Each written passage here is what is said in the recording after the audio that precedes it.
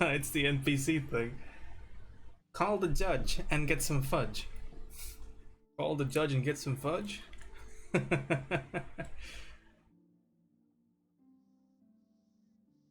That's excellent. This is like a 10-hour loop. I'm pretty sure it's gonna show up a couple more times. How exciting, what a prospect.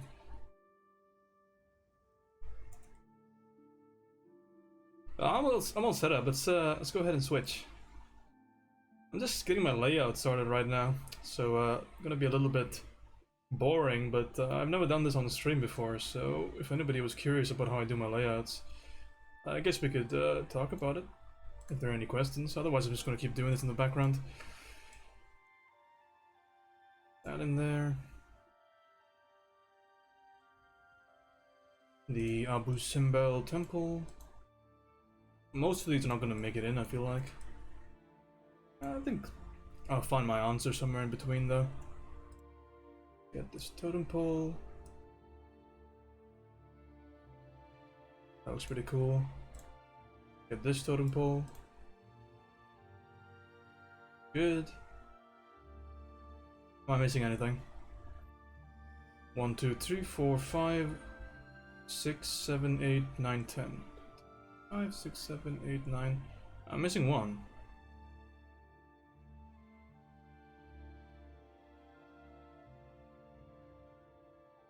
I guess the Quetzalcoatl statue is repeated twice.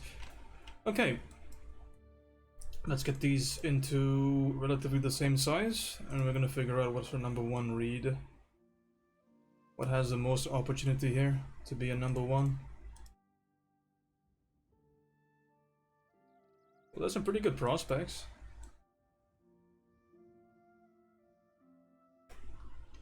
There's not that much individual detail on this, because everything is just so kind of blurred out because of all of the erosion.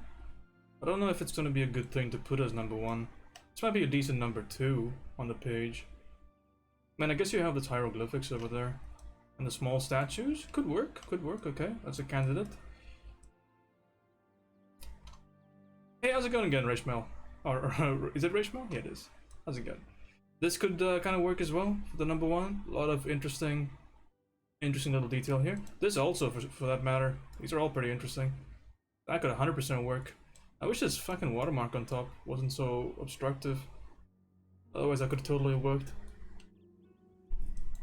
Also, the image is kind of small. I don't think I want to use that. But let's just roughly write some stuff down so I know exactly how to organize this. This over here. Doing good, how about you?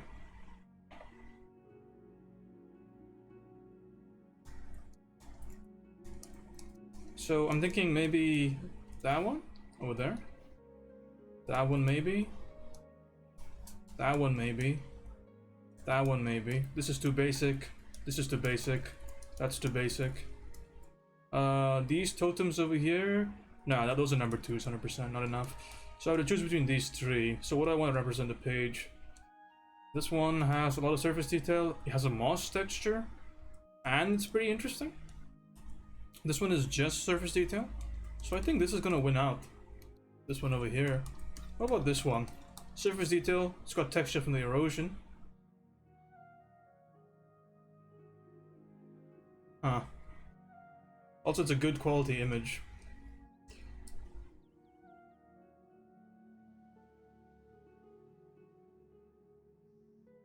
I think it's gonna be this one, though I can't say I'm super enthusiastic about it. 1, 2, 3, 4, 5, 6, 7, 8. Okay, here's what we're gonna do. We're actually gonna get rid of this. We're gonna toss this one out of the page because there are too many conflicting things of high information, and that's the one I think I want to draw the least on the entire page. I don't think it fits the whole aesthetic. Yeah, I saw a picture of the underground, the Easter Island heads. New light novel. Hey, good for you. Okay, let's rearrange the stuff where it needs to go now. Push this down.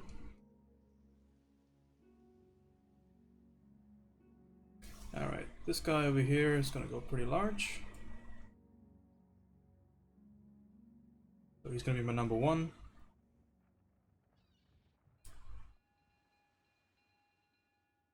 I'm really hoping that the quality is good enough for me to actually do this. Okay, we're gonna cut off the side.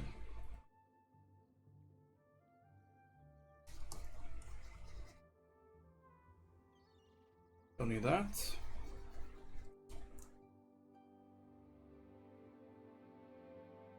It seems like it'll hold. I think I'm looking at everything. Lots of interesting patterns here. It's gonna be really fun to draw. And ultimately it looks pretty organic, so I shouldn't have too much of a problem. One of the highest rated novels, called Anno. Oh, okay, well, let me know how it goes. Okay, this got to be really big. It's the number 1. You push it all the way up here. Maybe somewhere to the left. Okay, we'll leave that temporarily there. It's good enough to be put towards the leftmost if you like.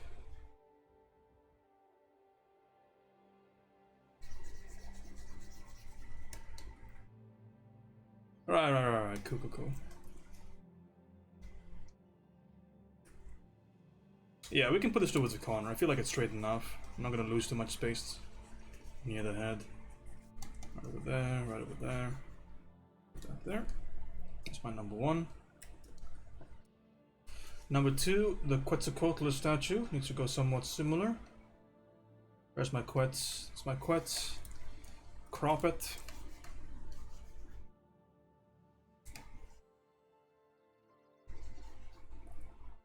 We'll leave the sides like that.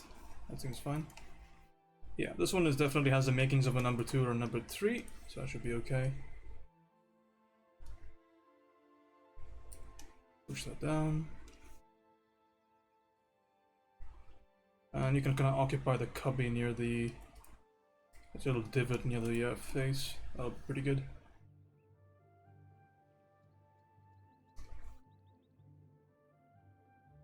Go right there.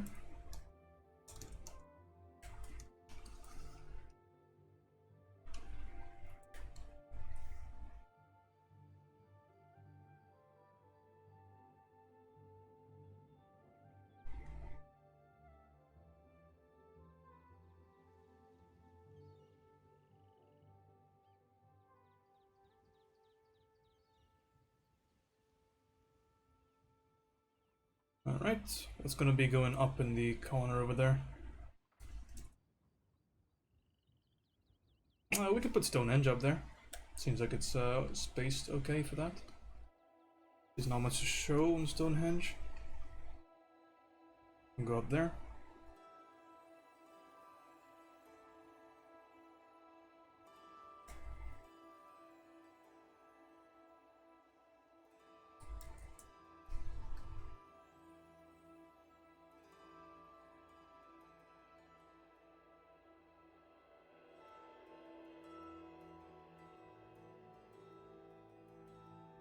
Get rid of the corners.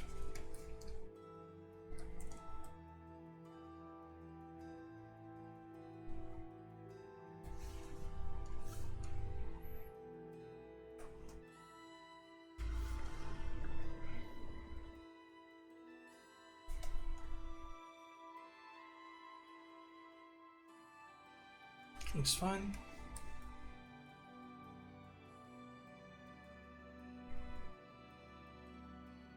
This Chinese guy is going to be my number 2. So we'll put him in a corner.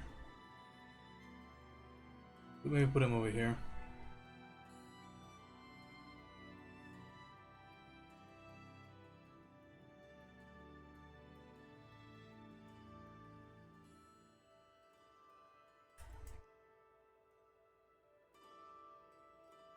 At least kind of temporarily. Make sure we crop him.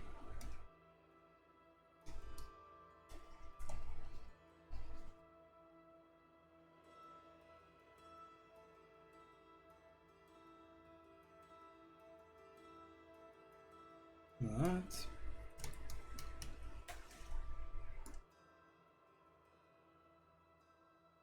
This will be a good spot for him, yeah.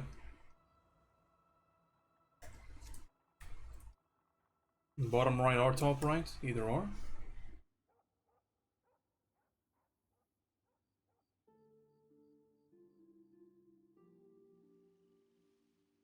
Got my totem poles.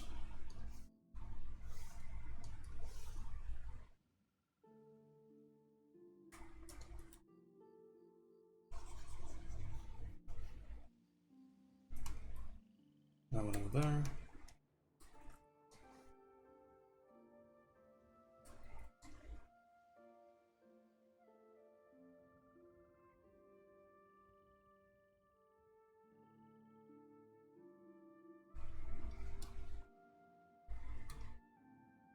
Do I want to include the one in the background?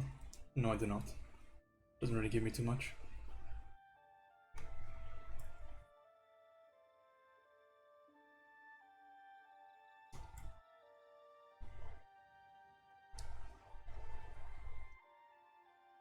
Right.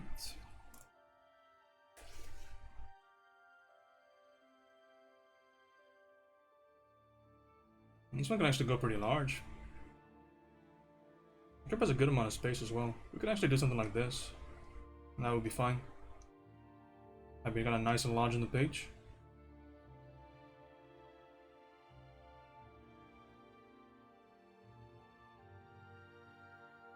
We need something to occupy bottom left though.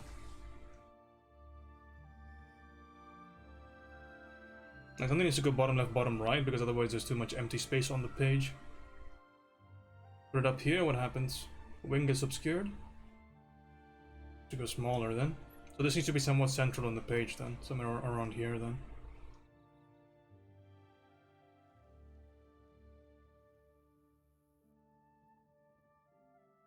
I can put you somewhere over here and then put the smaller totem somewhere. Alternatively, we can make this one smaller, show the other one. But the other one doesn't have that much to see is the thing.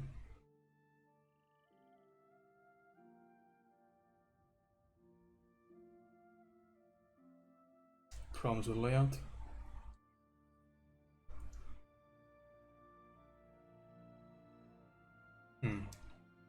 So I guess I gotta choose between that and that. See, that fits way better on the page. What happens if I do this? What happens if I shift the line up?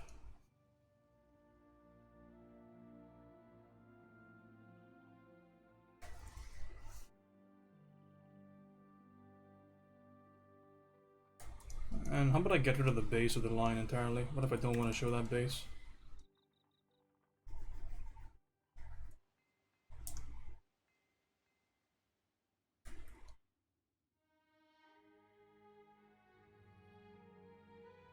The Sphinx can be nice and small, occupy some sort of small space, wherever. I feel like I'm just roughly getting a hole that I can fit that into.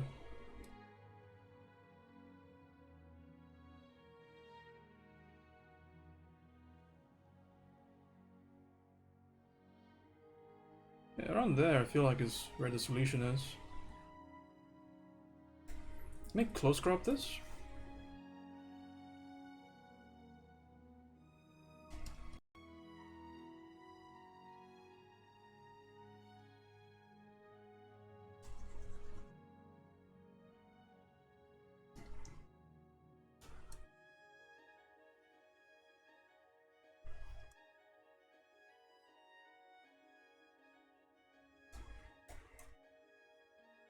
The quets can go smaller now. It does not need to be that big.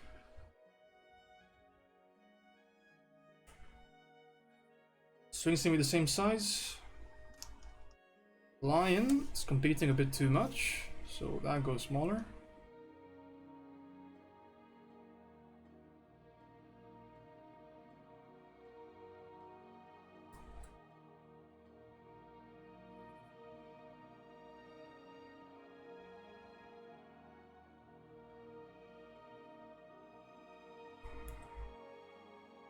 Then there, push you back.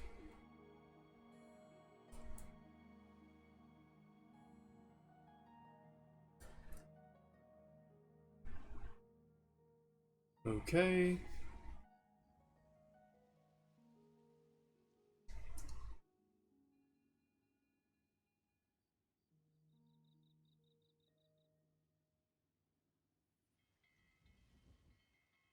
I kind of want to fit this additional totem in here. Could go there, have some relationship. Would prefer if it goes here, underneath the other totem, so it's kind of related. How do I fit that? What do I need to rearrange? This needs to be shifted up.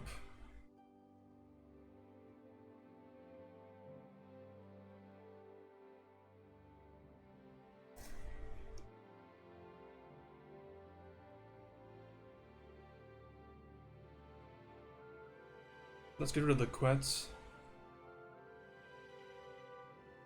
The quets on a different layer. Put that out of the way. That means if I move you higher. What happens if I put you there?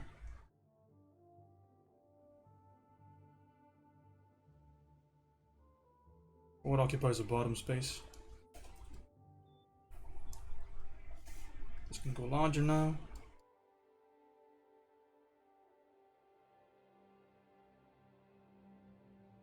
Right. Also, bear in mind I don't have to show the entire pole. I can just show maybe the bottom half, or the top half rather. Go here. Sphinx. Should crop this because I can fit this into this little cranny here. There we go. It's starting to come together. Okay, that works. The Chinese dog thing. And now go into this corner.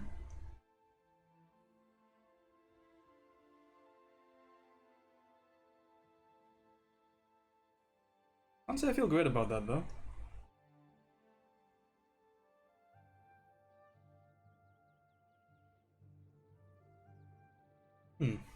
Let's turn that off.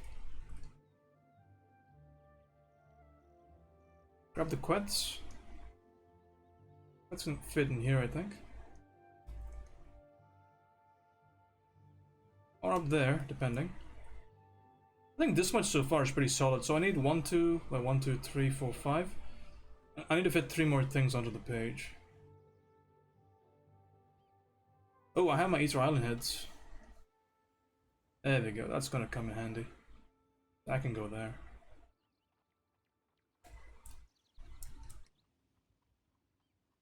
Well, that fits quite well. Okay, go right there.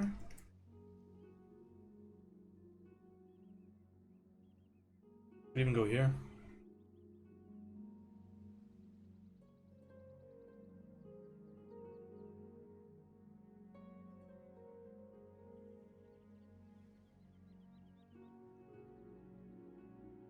Okay, I want to fill up this space up here, top left, top right rather, because I'm not going to be drawing that sky. Let me just empty that out, so I know it needs to be filled. So 1, 2, 3, 4, 5, 6. Okay, that's getting there, getting there. This hole I feel like needs to be quets, so we'll put the quets in there.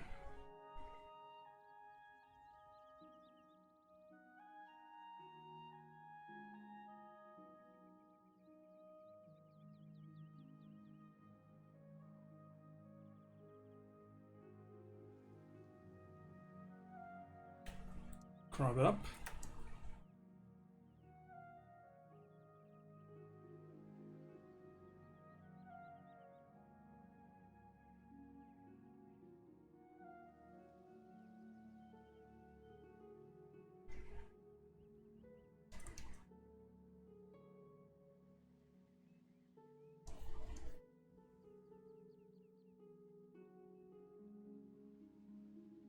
Okay, getting pretty packed. Good. So what are the last things that I need?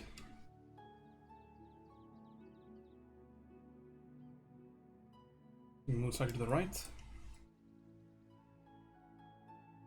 Flaws us again, man. Move slightly to the right. Could even enlarge that once I'm done painting it. So this can go down. So I need to fill up spaces that are here. So I need something roughly rectangular slash vertical. I need something vertical. So this comes from Easter Island. That left one comes from Aztec or Mayan. So let me go quickly get some rest for that. Because I don't think I have anything that fits there just yet.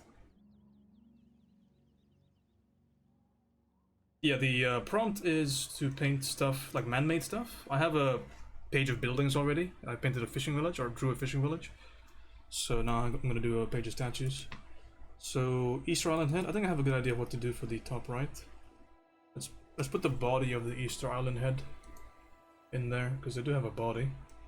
Will that fit in there? I think it will.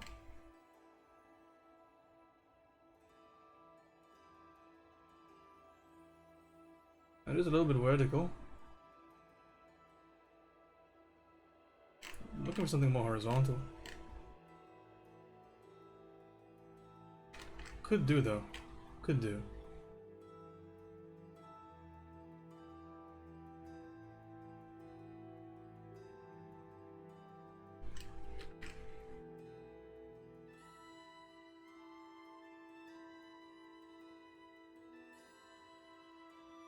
Eve, how's it going?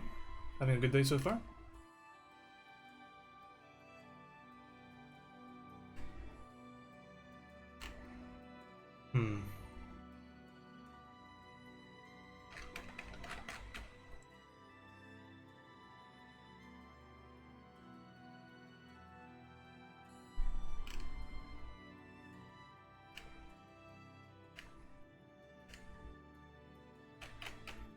Woke up not too long ago? What time is it? Aren't you in the UK? Actually, never mind. I'm no longer even close to your time. What am I talking about? I think we're like diametrically opposite sides of the globe right now. Aztec. Thatcher? 1 PM? Hell yeah. Now at least we can blame it on the pandemic, right? We don't have to blame it on our own degeneracy. So we're sitting pretty. We're sitting good. I guess I could put in like a ziggurat on the top left, but like a small one. Like a really small ziggurat. I feel like it's a bit too much though. To fit in that small space. I could also just leave it empty, you know? I don't have to put something in there. How much blank space is that really? What's the negative look like? Can I just visualize this negative for myself? What does it look like? I mean, it's okay, but not really, you know? Okay, what about the tools they used? How about that? What's an Aztec hammer? What's an Aztec chisel look like? I can put that in.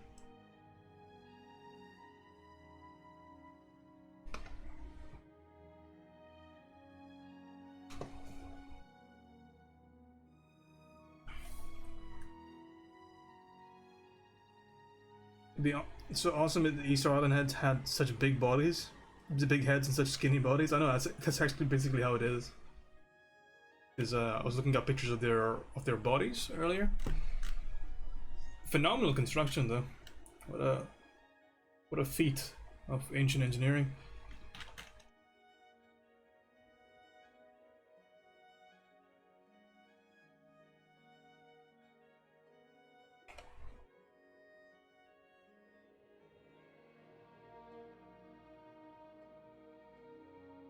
I'm looking up everything right now, trying to look up like seals of builders, seals of architects. Okay, if not Aztec, then what about Mayan? This is an exercise of filling the space, by the way. Whenever you make a layout, you want to make it seem like you're giving the person as much as you possibly can. So whenever you submit anything to anybody, be it a commission client or be it a studio, the major goal of a layout is to just convince the customer that they're getting their money's worth, and also it gives you such an air of professionality. So very important to do, very important to learn. Mac, how's it going, buddy? Okay, that seems to be a dead end.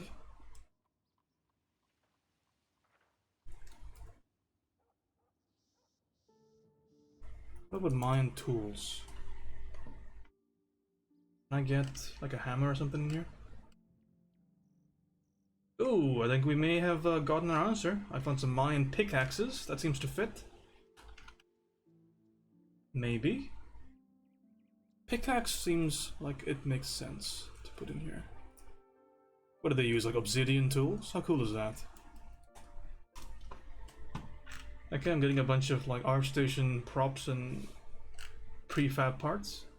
I don't know exactly what I had in mind.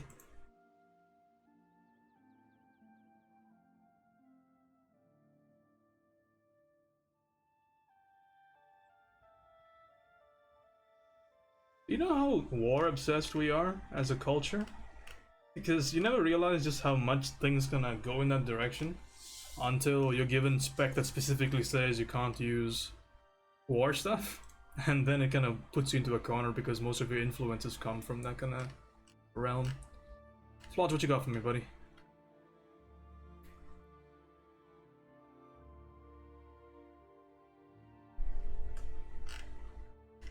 Ooh, let me see.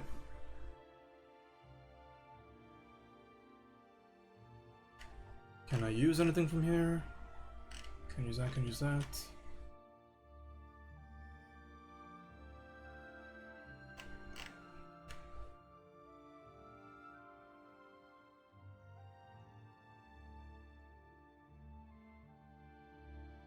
Summer Rinse, how's it going, buddy? Good to see you.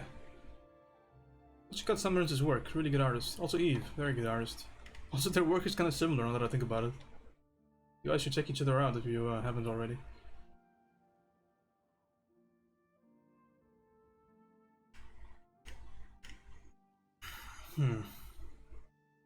I think those are decent refs, Flodge, but I don't think I can link that too well to my page is the thing. I feel like I'm stretching already. That I feel that it is so important to create weapons. Also how we romanticize them, you know? We seem to romanticize a lot about war. I feel like there's a certain grim fascination with what it takes for us to kind of fight for survival, especially in our time of relative peace, all things considered. I think people are all too captivated by the concept of people being in mortal situations, having everything at stake, etc., etc., you know? Same reason why we're kind of into gangster movies and into, you know, movies about pirates.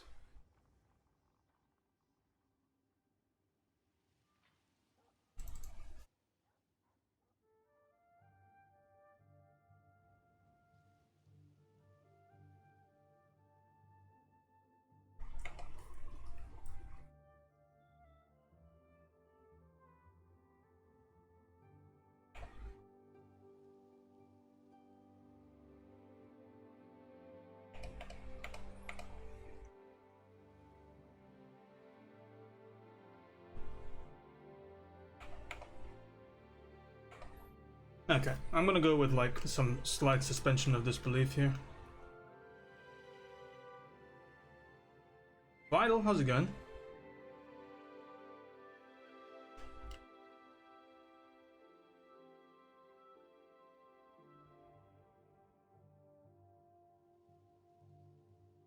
I'm gonna just grab a generic 600 million euro stone tool.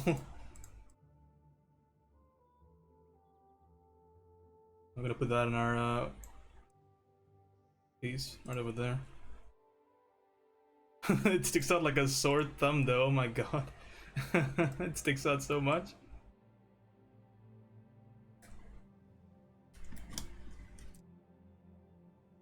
Get rid of the white.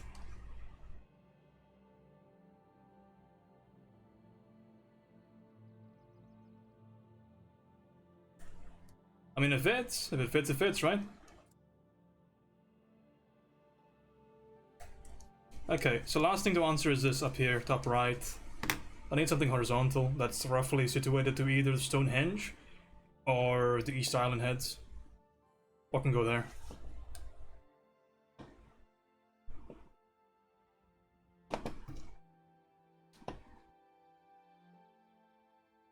Stonehenge rocks.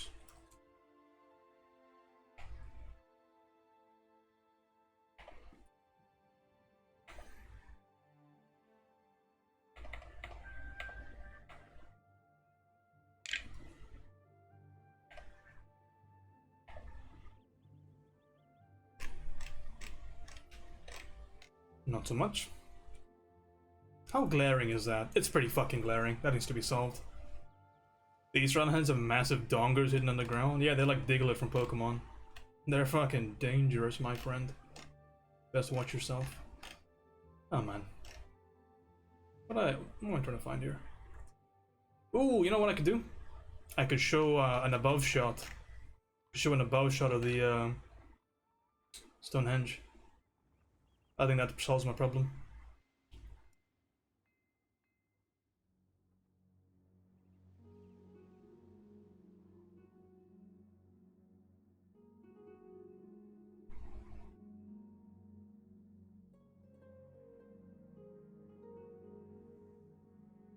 The thing is, you're not supposed to repeat stuff on a layout, but since I only am exceeding the minimum requirement, I think it should be okay. Hopefully. We'll see what they say.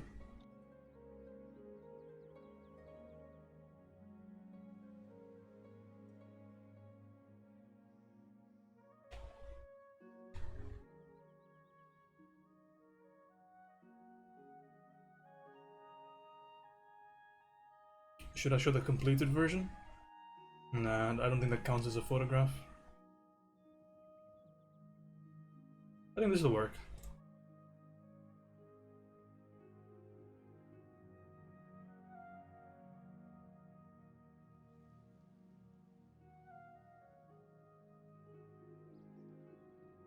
Now their bodies? Their bodies are cool. Like you said, they have little bodies basically. They have really big heads. No, not that little, but fairly little. Okay, there we go. Our layout is basically solved now. Now it's time to do the easy part, which is draw it. Gotta make sure this is relatively small.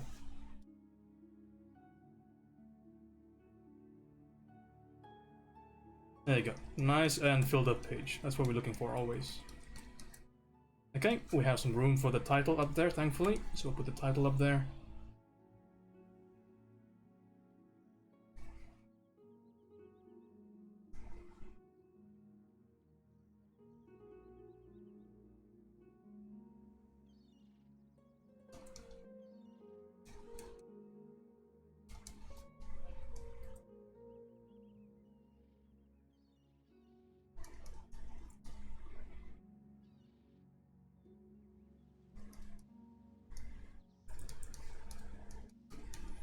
Okay. That's our layout done. We should export this as a PNG and we can get started with the drawing.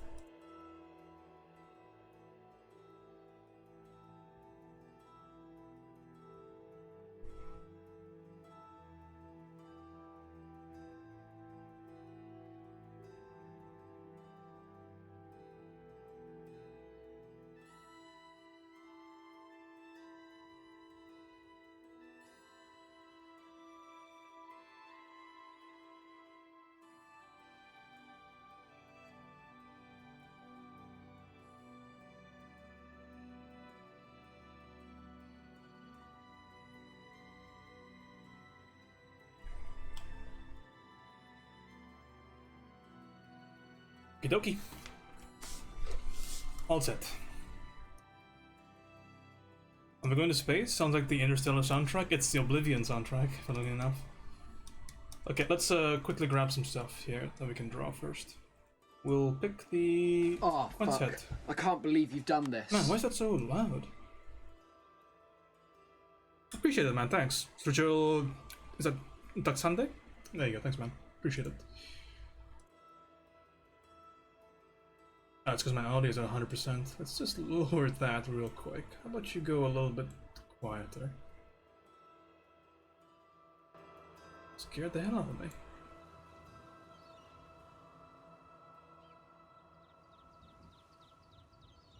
Where's that sound from? It's from a really famous short internet clip. A guy getting smacked in the face when he's trying to explain something to the camera. It's one of my favorite clips. Hey, look, it's the Oblivion sound. Call the judge and get some fudge.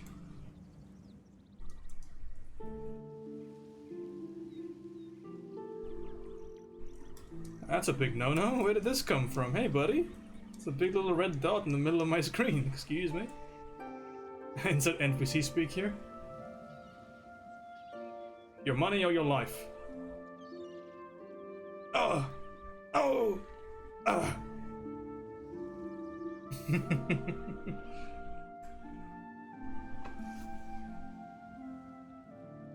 It sounds familiar? It's pretty popular.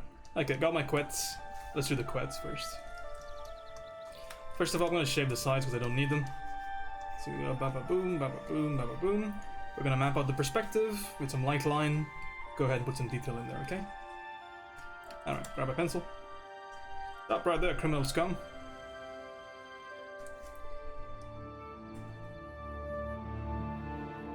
You have violated the law of this land. Your stolen goods are now forfeit.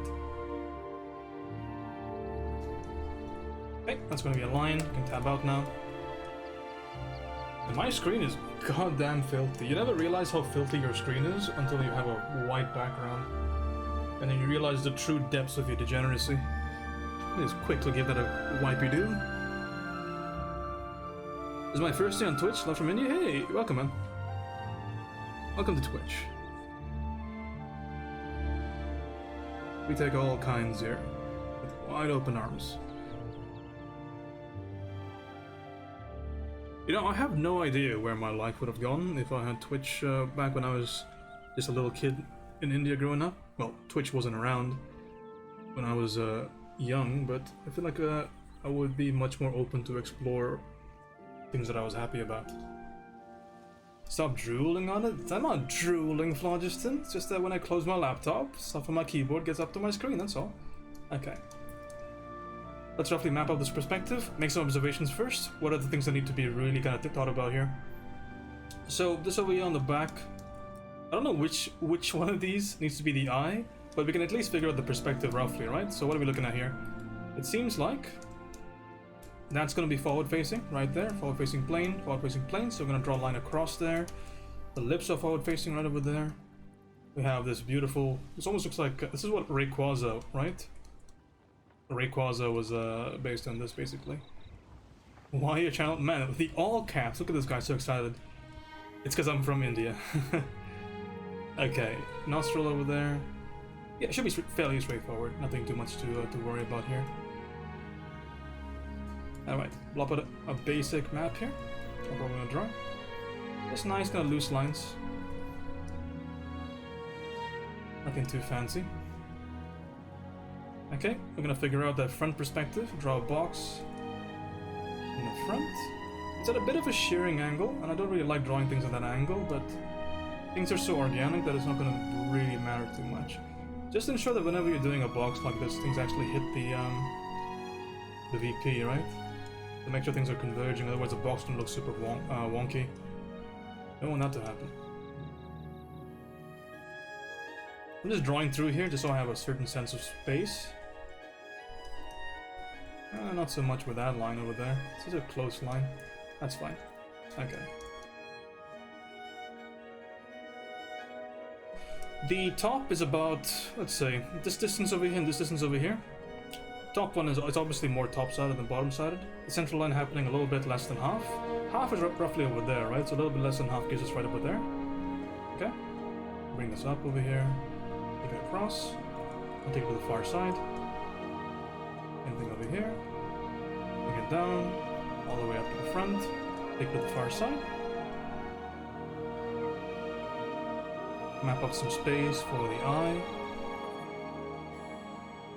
Again, it kind of bridges there, which is about... It's not halfway, because halfway in perspective is right about there, based on my eye. So halfway is about here. So a little bit less than halfway is where we kind of take it to the other side. That's where we have that nostril structure. So we're going to grab it over here, and then push it to that side. So I'm going to add a small area there to do that.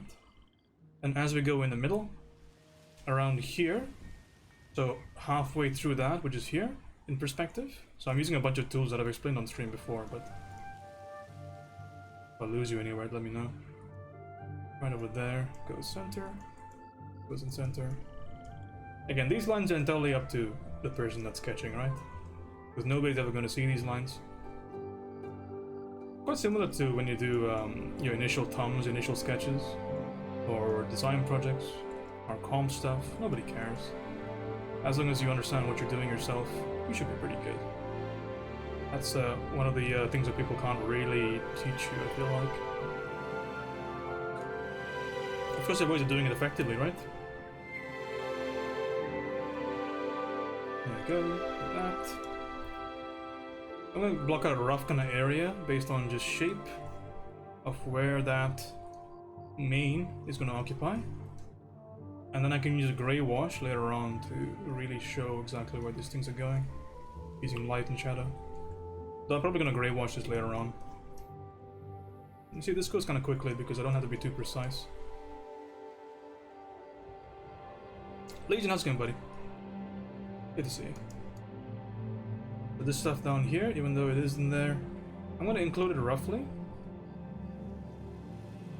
Nothing too crazy.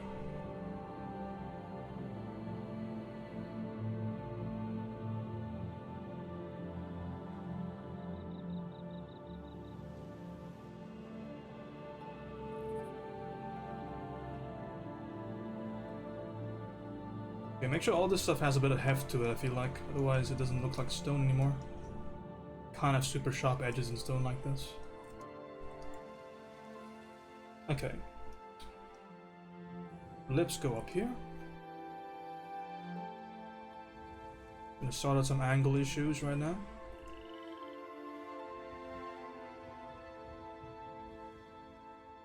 Goes here. Go up there. Bit more heft here. This is the stage where you kind of push and pull. At least this is the stage that I use to push and pull stuff. Get it to exactly where you want it to be. Because I don't want to be committing to a line and then changing it later on. Because committing takes too much time. I'll just keep it rough and then commit later.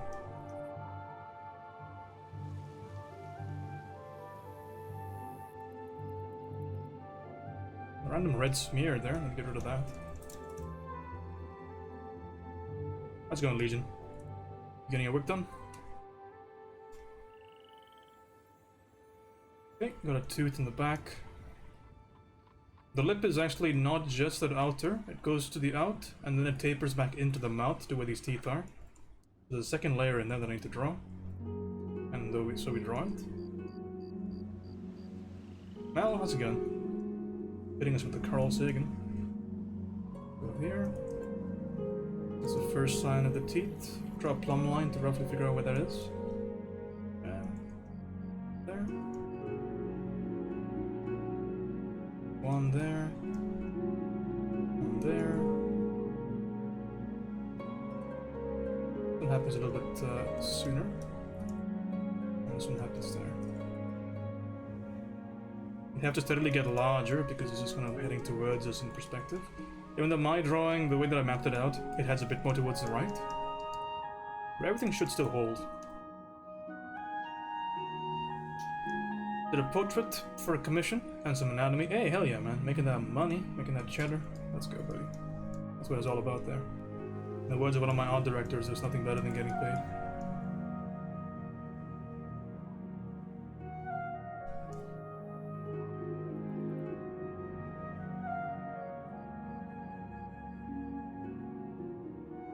Making them crisp dollar bills. Down. That's the whole thing laid out. Up the opacity to about 60. And now I can commit to certain things. Isn't the music a bit loud? Is it really? Oh, you're right. Sorry about that. I changed my mixer settings, and I didn't realize I didn't change my OBS settings. It should be back to normal now. Cheers.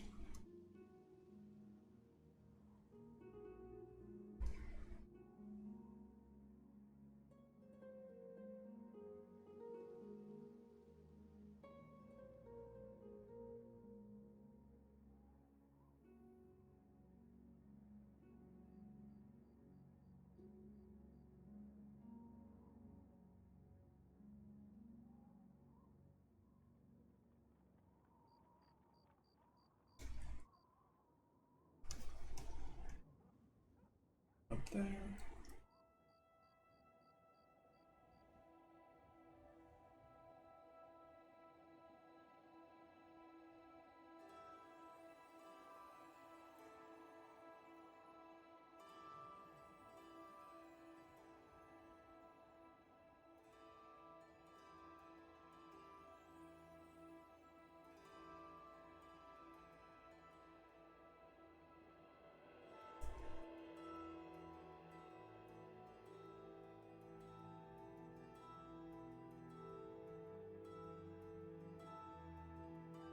It's a center in perspective.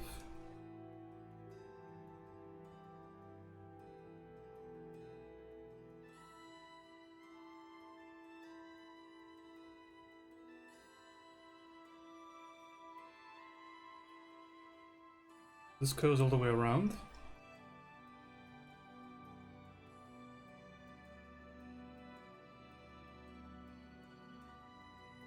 I'm gonna leave that a little bit bumpy and then draw side that's closer over here.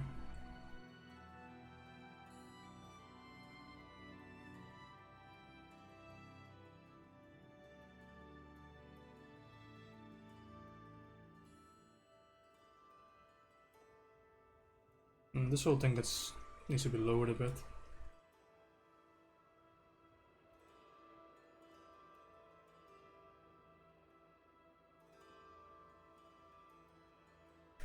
How about that?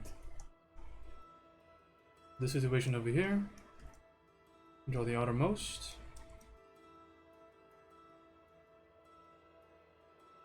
A bit more square.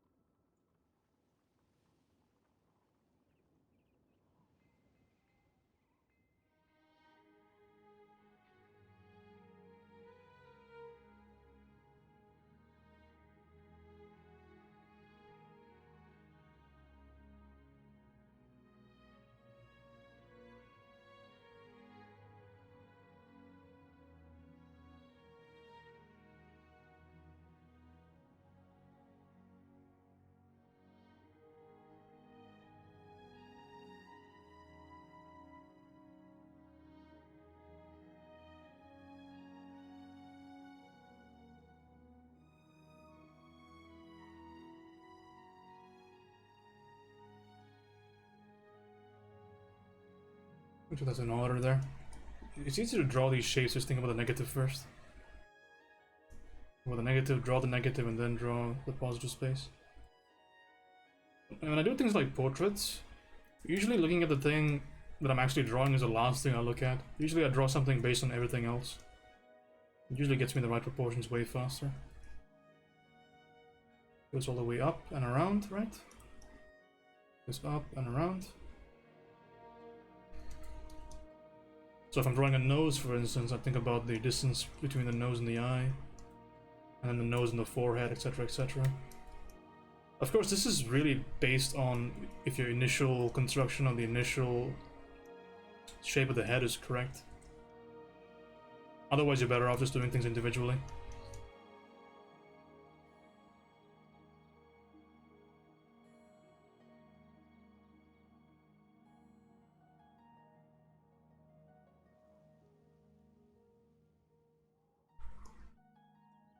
I'm slowly building this up. But thankfully, since I have the perspective kind of laid out for me, I can just draw stuff on top fairly easily. Make sure I don't ruin the side to front transition, because it's really important to maintain here. Otherwise, some parts of the illusion kind of break down and everything gets flatter.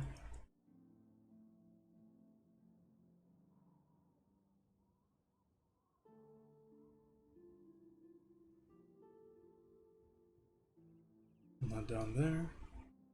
I can actually draw shapes from my shadows right now. I don't have to wait for that. Curls around the lip. Curls all the way around.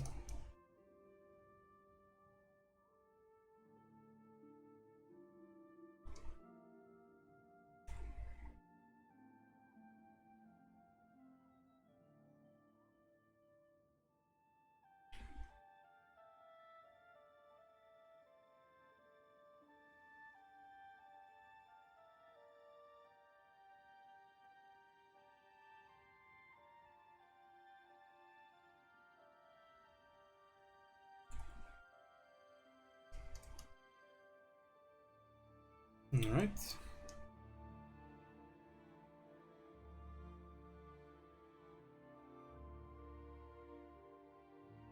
This thing curls up, creating a negative like that. And this used to happen a bit later, I feel like, happen here.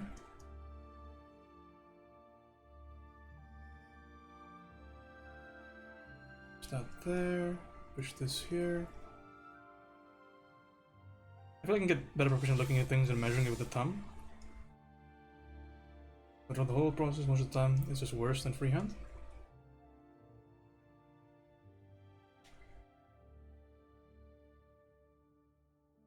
I think whatever works, right? I think there comes a time, I feel like there's a hard kind of limitation with pure eyeball. So I don't think the way you're doing it is bad.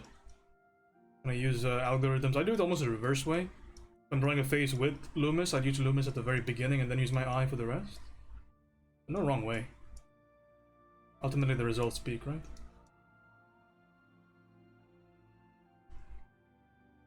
This could be, I think it depends on maybe your personal grasp of Loomis, you know, personal grasp of shape, how well the method is being understood, you know, how well you respond to the method. Because Loomis is definitely not the be-all end-all. And I know a good number of artists that don't actually like it. Some people prefer or respond better to Riley. Some people like Asaro better. See, ultimately it's, like with all things in our industry, it's all about the utilitarian aspect of it.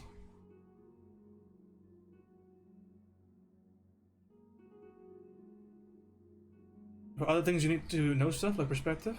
Yeah, and plus it's like multiple ways to skin a cat, right? Because you could technically have excellent perspective and then you don't really have to use things like Loomis to break the face down, because you can just do it manually in your head. Because it's a much more broader skill set. The Loomis construction saves you on that because it gives you a free out. It gives you a shorthand so that you don't have to solve the entire thing. Which is why it's pretty popular.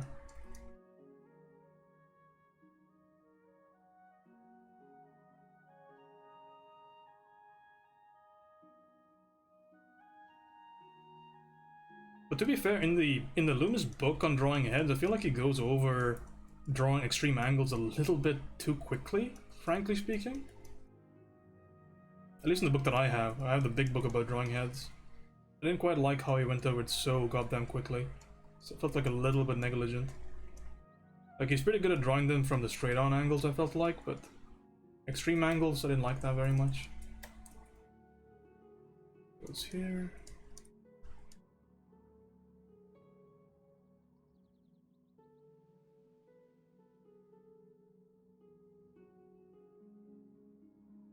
Draw a circle and then draw the head. Easy clap.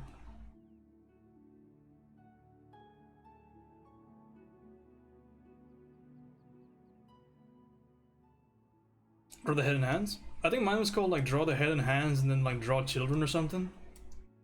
Something of that sort.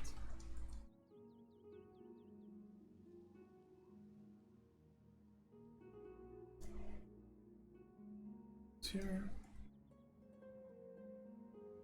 Learn everything from Bucci. Bucci's head thing is great, man. He's a really good head breakdown. I highly suggest anybody in the chat that wants to draw the head, get his course on drawing heads. I think it's really comprehensive. I'll still to this day go back and watch some of those videos.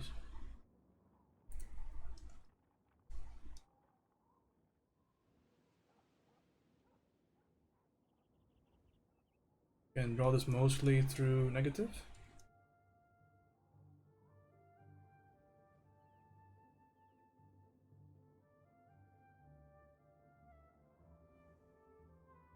He's an excellent teacher.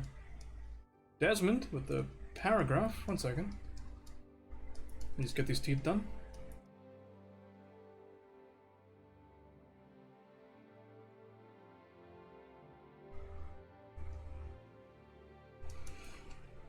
I was just doing things freehand as long as there's a reference photo. I go mainly off the size of body parts and match up certain parts of the line.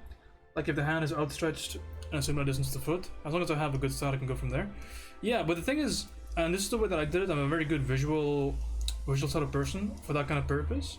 But I noticed, at least for myself, and this definitely is maybe not the case for you, but this is what I noticed for myself, personal observation, is that kind of stuff has a very hard limit, I feel like, to how good of a proportion you can actually get.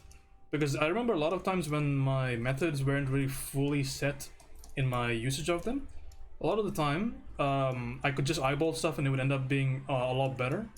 But then as my rendering got better, I felt like my measurement was kind of hard stuck, because it's not as easy to gradually get better at intuitiveness, and that's a big problem, right? So you're not completely intuitive yourself based on your description, right? Because you're using actual measurement, you're doing relative measurement, which is a really big thing, and I've seen artists do perfect measurement just based on that method, so I don't discourage it at all. I just kind of throwing out ideas for both camps here. Like one of the artists that I really respect, Ethereal Moods, she used to be a streamer on here, really talented oil painter. She did all her measurement in the way that you just described. All of her measurement was done in that manner, every single one. Just taking one part and measuring it against the other part, and she was an excellent sketcher, excellent painter. Really good girl. A friend of NTG in real life, if you guys know NTG, name that girl. Another streamer that doesn't stream anymore. One of my favorite streams, by the way, named that girl. I always talk about her. But arguably one of my favorite places to hang out on Twitch. I was really sad when she said she wasn't going to stream anymore.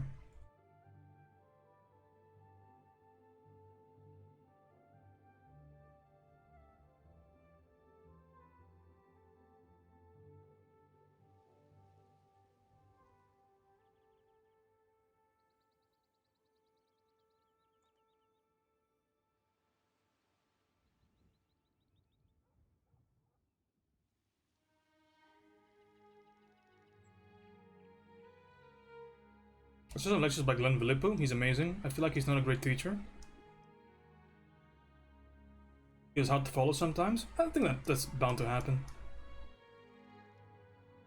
I think I can point to a good number of artists that I feel like are incredible with what they do, but perhaps not the best suited for teaching.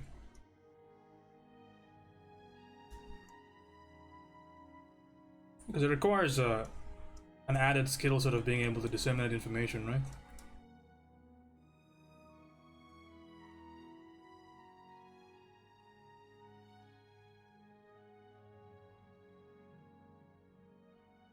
And also some things are just maybe not as teachable as other things. I'm just drawing the shadow shape here.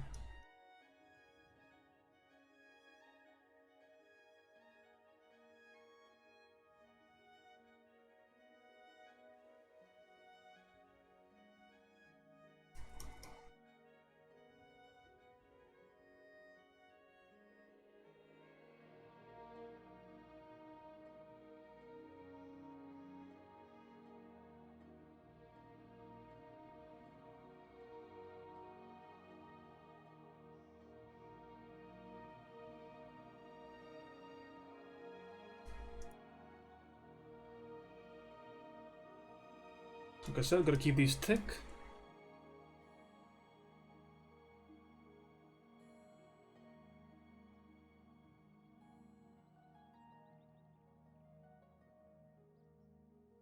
There are a lot of schools of thought. It's also an advantage though for us as growing artists, as people that are actively trying to get better. It just means that the sources of information are so much more diverse. That's a great thing. It's a very, very important thing to realize. So whenever you have an issue or a problem with a concept, you should definitely never let yourself fall into the idea that it's a problem with you.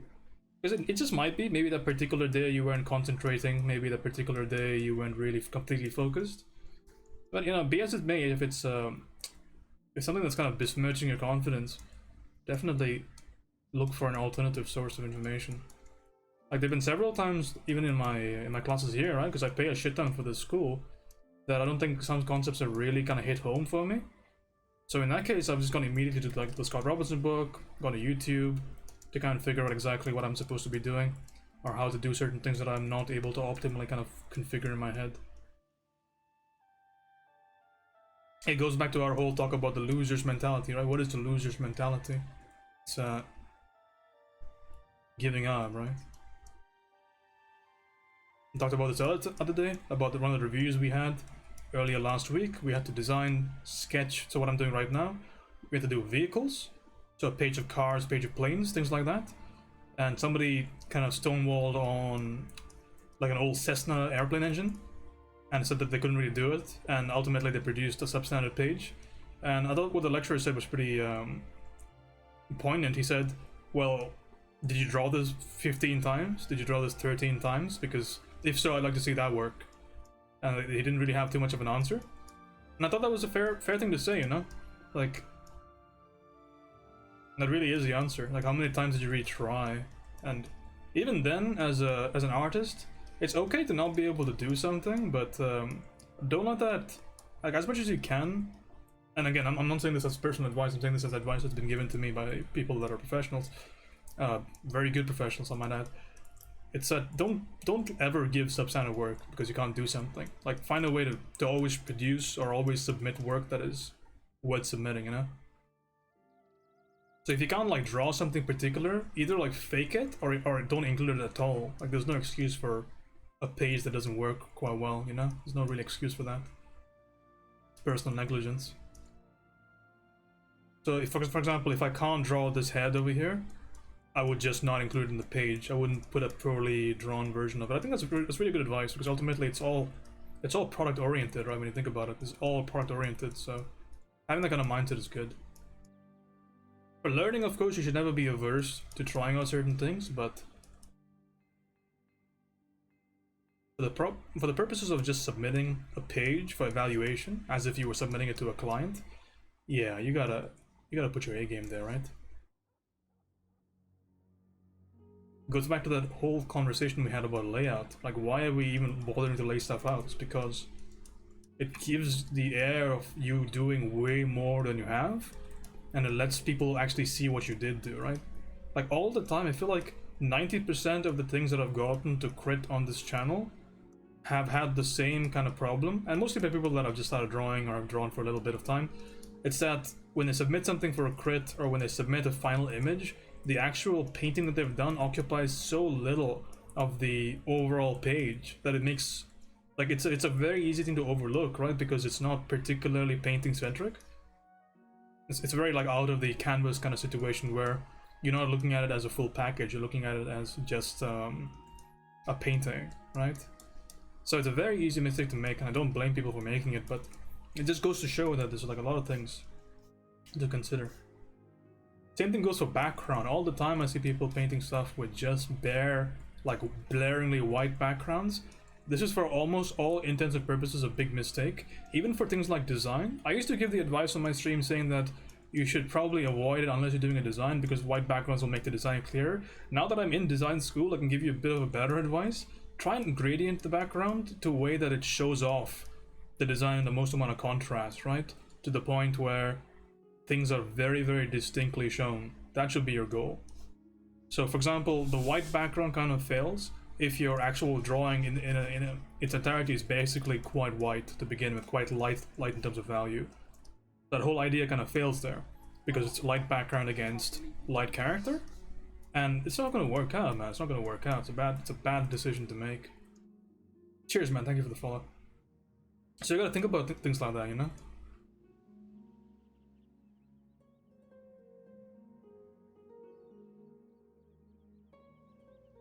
There.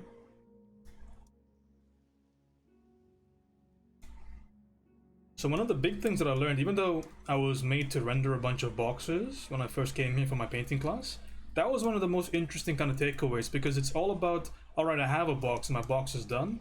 Now that my box is done, how do I best show this box to you? How do I maintain a structure of value that is decent enough for me to strongly say, okay, this is exactly what you need to be looking at? That's a really, really important question to answer. Right, the distinction gonna given to you by background. Like, it's so important, in fact, that the guy that's teaching the course, and this guy's been an industry veteran for years and years and years, right, over 20 years, art director, creative director, places like Ubisoft, THQ, like big companies, right, and he's been at the very top of them in one way or the other. So he has all of these things like written in like a post-it note on his MacBook. All the stuff is written in a post-it note. It says background, it says floor, it says have a good 1, 2, 3, have a gradient, have ambient occlusion, have a cast shadow. He's got it written down because he basically puts painting down, all the things that we're working so hard to do, right? All these ideas of painting, all these ideas of illustration or rendering. He has it all down to like a bunch of bullet points. And as long as those bullet points are kind of roughly obeyed, he knows that his painting's going to be fine. And he's such a monstrous painter as well. It's so crazy, his work. I'm looking forward to him immensely, working with him immensely. Hopefully he takes me under his wing. But so far my response or my critiques from him have been pretty positive, so I'm hoping for the best. How's it going, player? Yeah.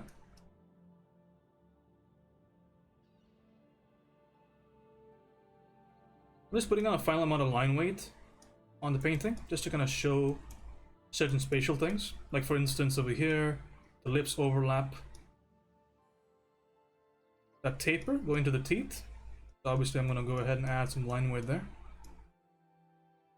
to show that a bit better.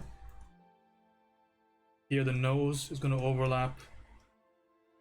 I'm sorry, this curl around the lips, that's going to overlap the structure of this nostril thing there. So that gets line weight there. The bottom of the jaw I'm going to add line weight too, because it's going to add weight. It's also going to distinguish the background from the actual drawing. There's some logic behind all this stuff. Here the curl of the bottom lip again can get line weight, distinguishing it from the lower jaw structure.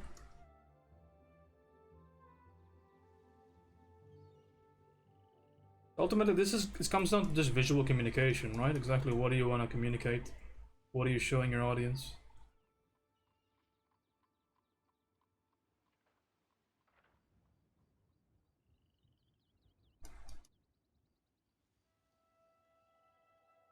Again, here it can give me a good idea about overlap, which one of these overlaps the other one. This stuff is pretty important to show. So I sketch basically everywhere I go. And before my classes started, right, I went to a museum with a few friends, and we actually met one of our seniors, and that's one thing that I actually asked her to look at my work, and she said that my painting's good, but she said to always work on my line weight on my sketches. And yeah, totally right. I think it was great advice. So I've been kind of looking into fixing my line weight issues. And also I'm using a completely new workflow right now to kind of help. So I'm starting everything on a very, very light line weight. Because before, the way that I interpreted line weight in my paintings, this isn't wrong, mind you, it's not a wrong interpretation, it just wasn't working too well for me. It's that I was just using the rough size of my brush to determine line weight, and I was always painting at 100% opacity. But at the end of it, I felt like my paintings were way too overall kind of harsh, and it didn't give me too much room to really explore what the line weight could be. And I didn't like that very much. So right now I'm using a different workflow, so I'm building things up from a very light kind of value all the way up to what we're going to see right now, and everything's going to get doubled or tripled later on, so I don't care about everything being too light overall. That can be fixed pretty easily. What I really care about now is to ensure that the relative line weight on the entire sketch, I want to make sure that is fairly sorted. How long have you been an artist? It's an interesting question, man, and I want to give you a disclaimer here, because a lot of people will say I've drawn all my life, I've drawn this long, I've drawn that long, but it's really the hours you put in within that time. I'm actually not going to hatch this because I'm going to level value. It's really not the time you put in terms of like when did you start, but it's about how much of that time do you actually use, right? So I could say I've been drawing for 15 years, but if I drew just 15 minutes a day, it doesn't really count that much, right? So I've been drawing seriously for about a year and a half now. Year and a half, 2 years.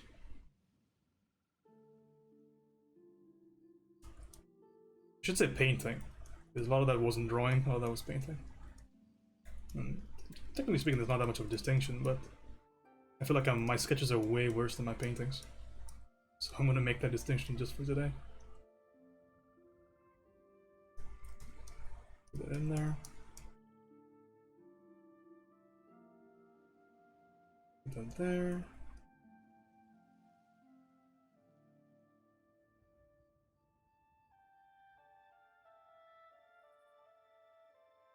I'm gonna hash behind this just to kind of show the form of this better.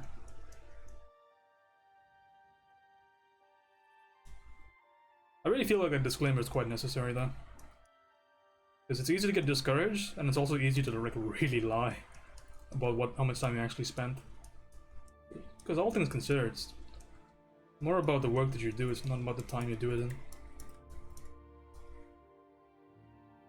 You have any plan to be a full-time artist? Yes, of course. I'm actively working towards that right now. So I used to be an engineer, but now I'm in art school to do just that.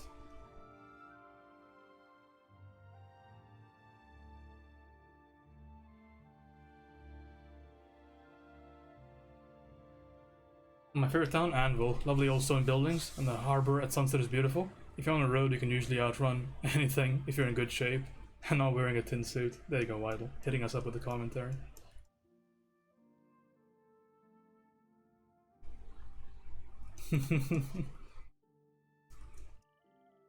Yeah, I mean, depends on what you define as working, I guess.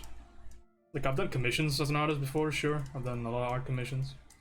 But my main goal is a studio job. I want to work in a studio. My numero uno expectation of myself. I don't care much for commissions.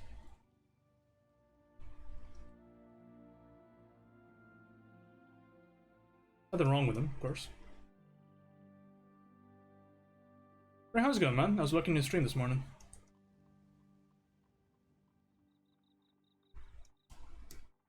Good to see you, buddy.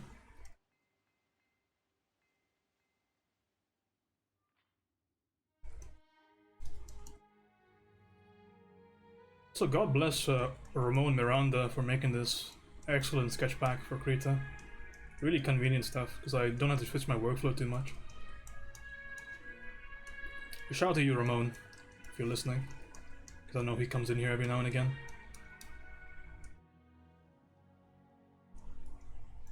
What are you working on, Prem? What you doing with your time right now? I saw you were doing that sketch of like a lion with a bunch of wolves, like a lion dude and some wolves.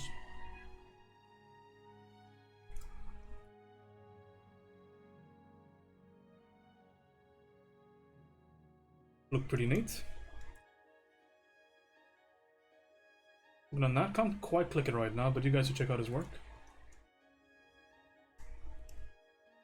Frame's a pretty decent fella. Check his stuff out.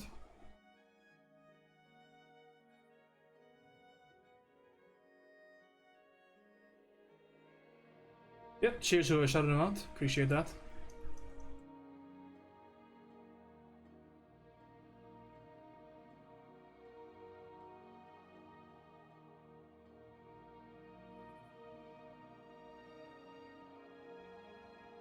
A Whittle in here.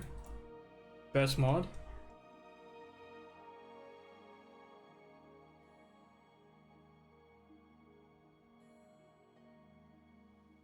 Just separating that out of the darkness a little bit. Again, major goal here, major goal here is to just shout out the spatial information here.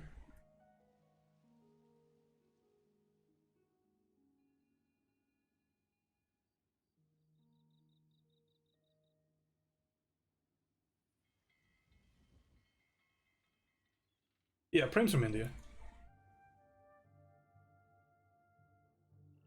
A lot of Indianadas in my stream. Indians, Pakistani. Whole cavalcade, man. Okay, that's it for Quets. So now the idea is that we just control J this thing to oblivion, so I can always control how dark this gets. But the relative idea remains the same, you see? The relative remains the same. And then Grey Wash that and we should be good.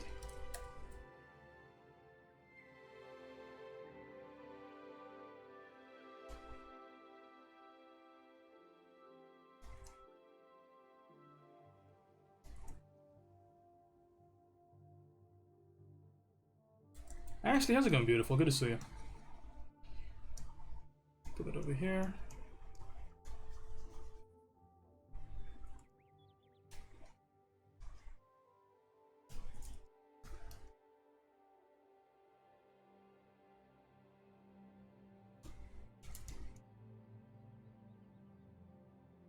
Get the overlap fairly sorted out. Just manage all these areas over here, the little nitpicky crannies and things like that. Get that where it needs to go.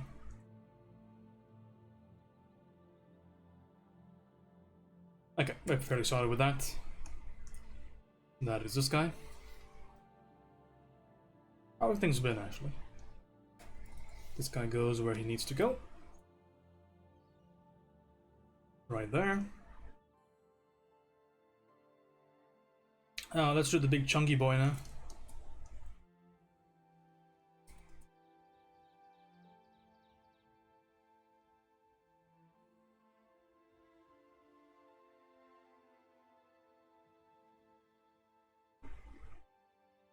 One chunk coming up.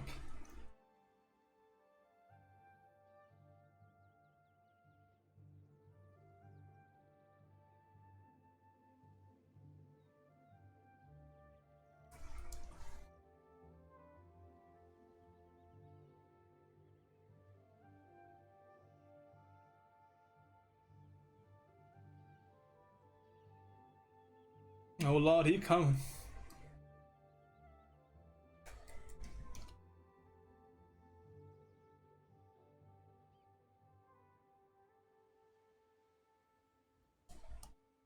Guy looks cool though. How cool does that look? My goodness. That's why he's the #1 on my page. This is the overall. Well, where's my layout? It's just disappeared, lost to the ether, never to be found again. It's just gone like that. This is my layout, if you're wondering. That's what the page is gonna look like. So this guy's the biggest thing on the page. So we gotta make sure we put some time into him. So this is gonna have a full second pass before tomorrow night. Krita gobbled it up. It nom the fuck out of it, man. Alright, let's get the relative proportions in this in order. It should be pretty good to go.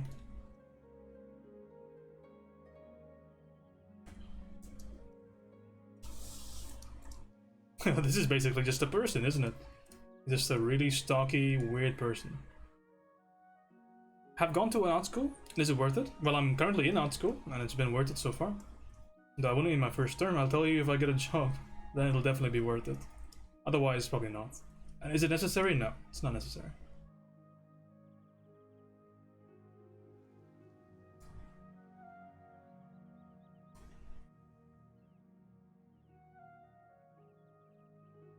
It's definitely not necessary.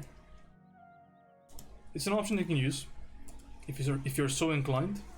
It is something that you can do if you want to pay the money for it. If you can afford it without going to debt. Definitely, it's gonna up your chances, I feel like. But it's definitely not a necessity. By no means do you need to go to art school to be a professional. Not even close. You have to work like a professional to be a professional. That one's absolutely necessary, but how you get to there, that stage is up to you.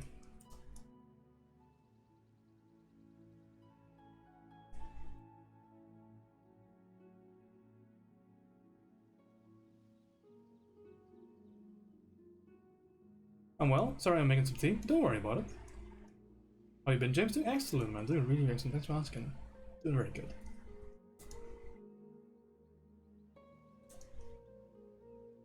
Yeah, but again, the disclaimer about art school is you don't need art school, and that'll always be the disclaimer.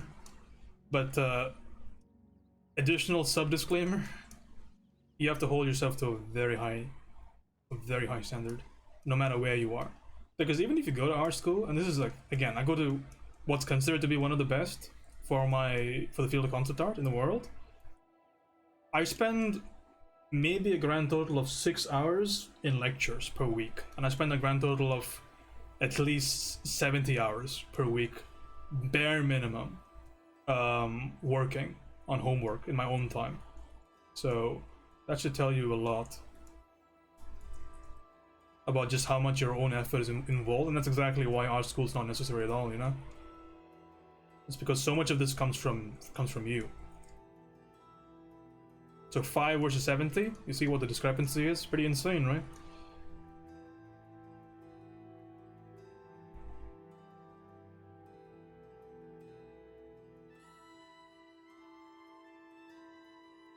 A lot of this is just fueled by you.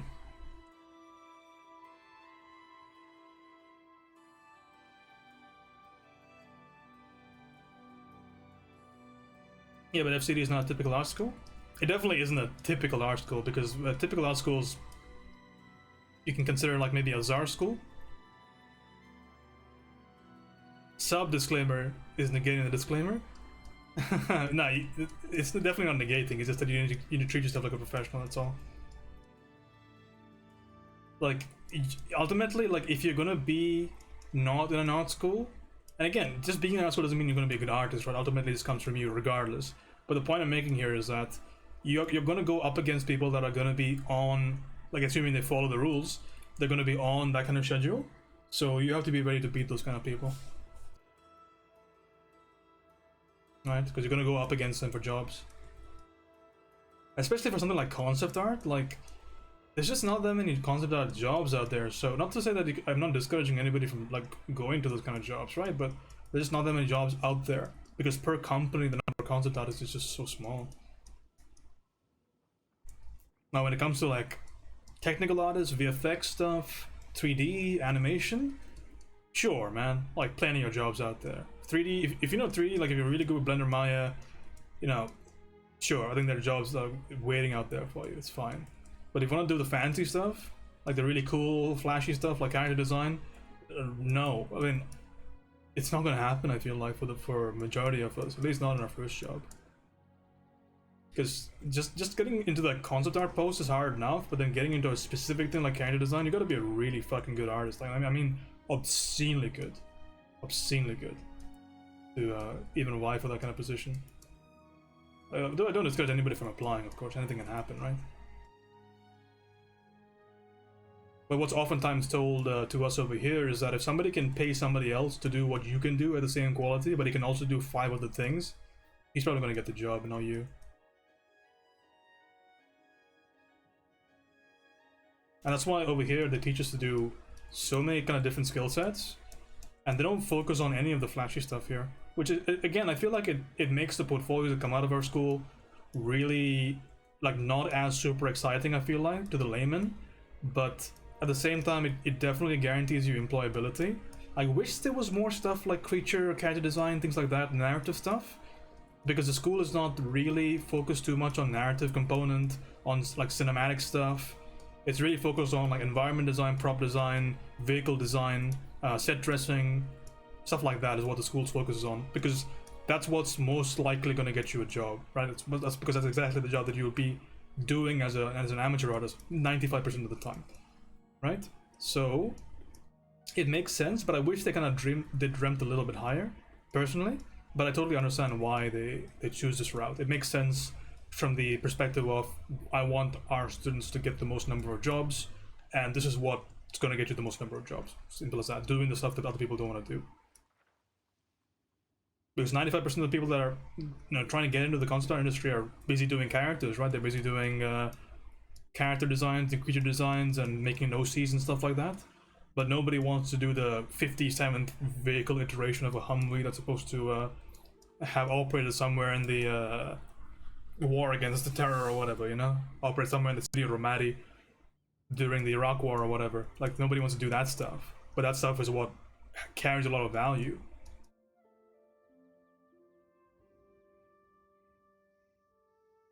I'm from India. They have no art skills, at least not in my area. How can I learn efficiently? Well, what are you doing right now? Tell me what you're doing right now, and I'll tell you how to do it better. Like, what are you doing right now to get better? I'll tell you the next step.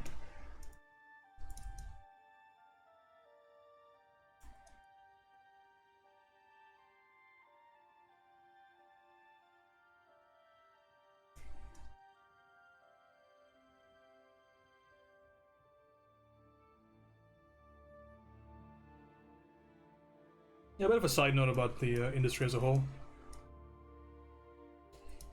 Concept 3, as in, what's your schedule like right now? Also, can you show me some work, maybe? Let's see where you're at right now, because maybe none of this applies. Maybe you're just way better than me already. Always possible. I never discount it.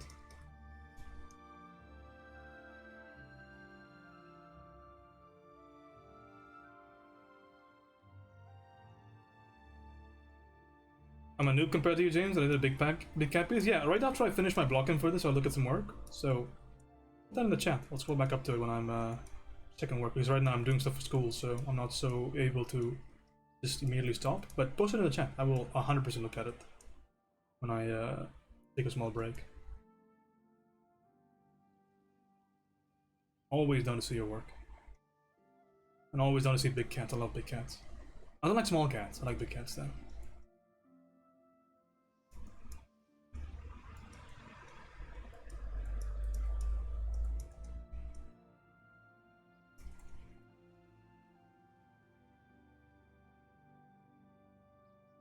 Cool, I'll look at it later.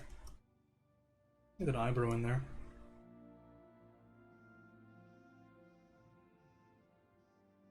Oh, these guys got some teeth on them. Look at that fucking, look at them chompers, man. It's like a Mentos advertisement.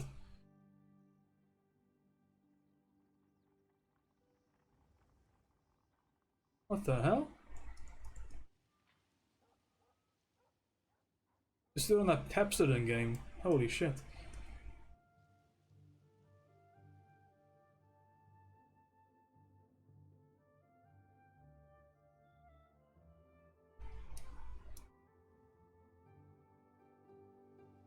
Draw plumb to the eye. Get a vertical here.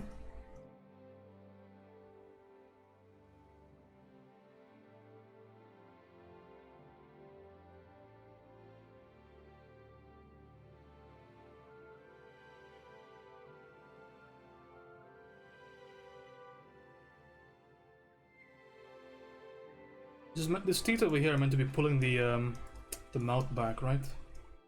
In perspective. As per lockdown, I got plenty of time, so I want to sharpen my skills in flowy gestures and proportions. Okay, so show me some work. I want to see where you're at. Otherwise, like, all of my advice may not be applicable. Like, I can only give you like particular stuff if you show me particular stuff. Otherwise, everything that I say is just gonna be generic. You can get it anywhere. Because I always try my best to tailor my stuff to who I was asking. Otherwise, you're gonna hear things you've always heard before. So show me some work, and then we'll see what we can do. I think that's fair.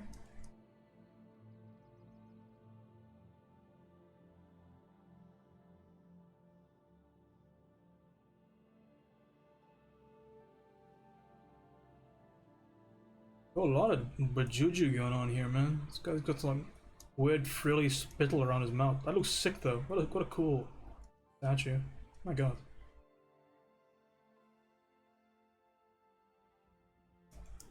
Got like an art station or Instagram or imgur links. All accepted. But if you got nothing to show, then that's a problem in and of itself, right? Means you're not doing enough work.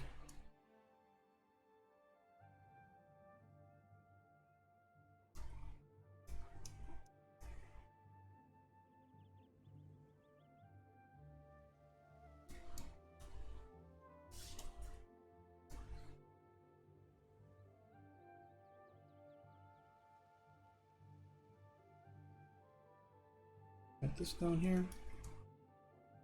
I have a center line here, which is going to help me a lot. All I have to do is just mirror stuff across. Speaking of perspective, my boy Prim there knows a bit about perspective. He knows a fair lot, so you should go to his streams if you want to get some of those quick little tips.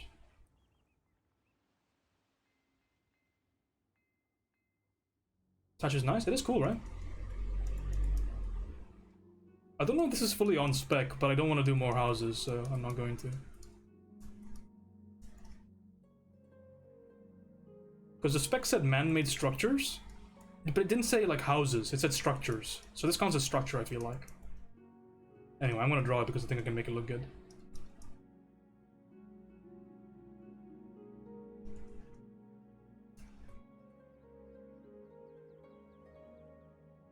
And at the very least, this is a good practice in detail, which is something that I don't do too often.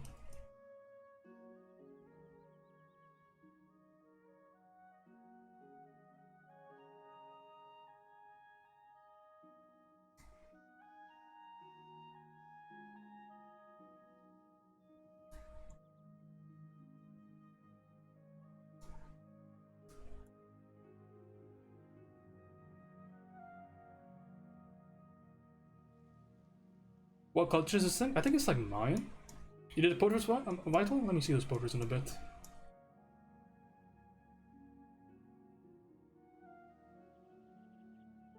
Here. Go around. Tracer? You getting on that R34 gang, Vital? You R34ing over there?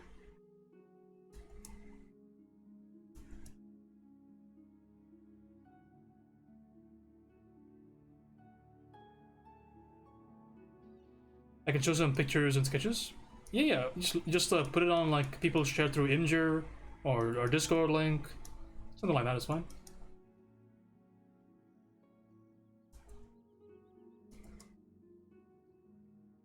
As long as the site link isn't malicious, I think I'm fine.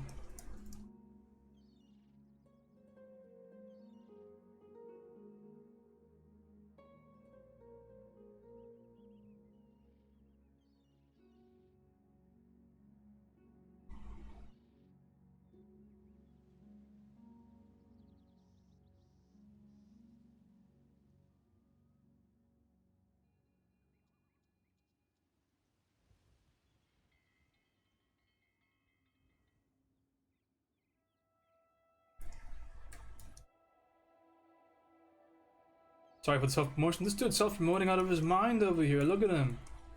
You want my social security number too? Prem? You want my credit card number? Number on the back, expiration date? You can have it, my friend. Check your DMs right now.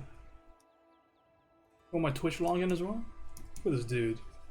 Fucking piggybacking on my... Nah, I'm kidding. All good. I don't give a shit.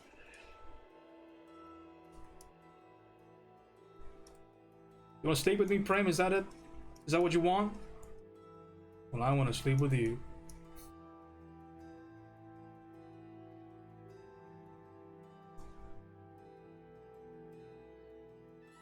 Give your stream code to James? I was actually planning to give my stream code to Ona if she wanted it.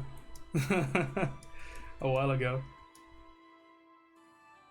Because I wasn't sure that I'd ever come back once I get into, once I went here. I was sure I was like never gonna come back. The good thing that didn't happen though, because COVID happened and forced me back into streaming.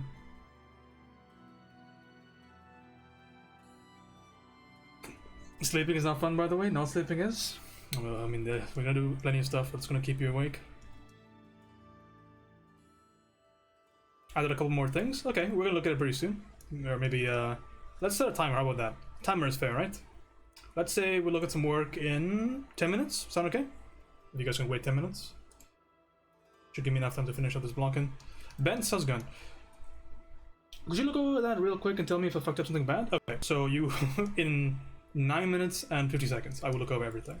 If you're okay with waiting. If not, it's okay. It's all good. But since this is schoolwork, I can't, in a good conscience, just get away from work immediately. But I'll be taking a break in just a few seconds, so if you could wait, that'd be great. You'd be doing me a favor.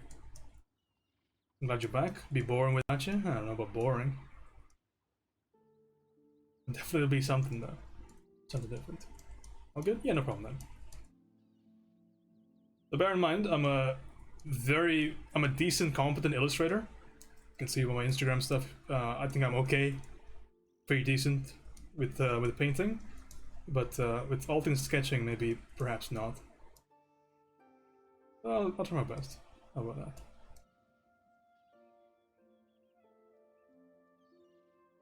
This stuff needs to be sectioned off.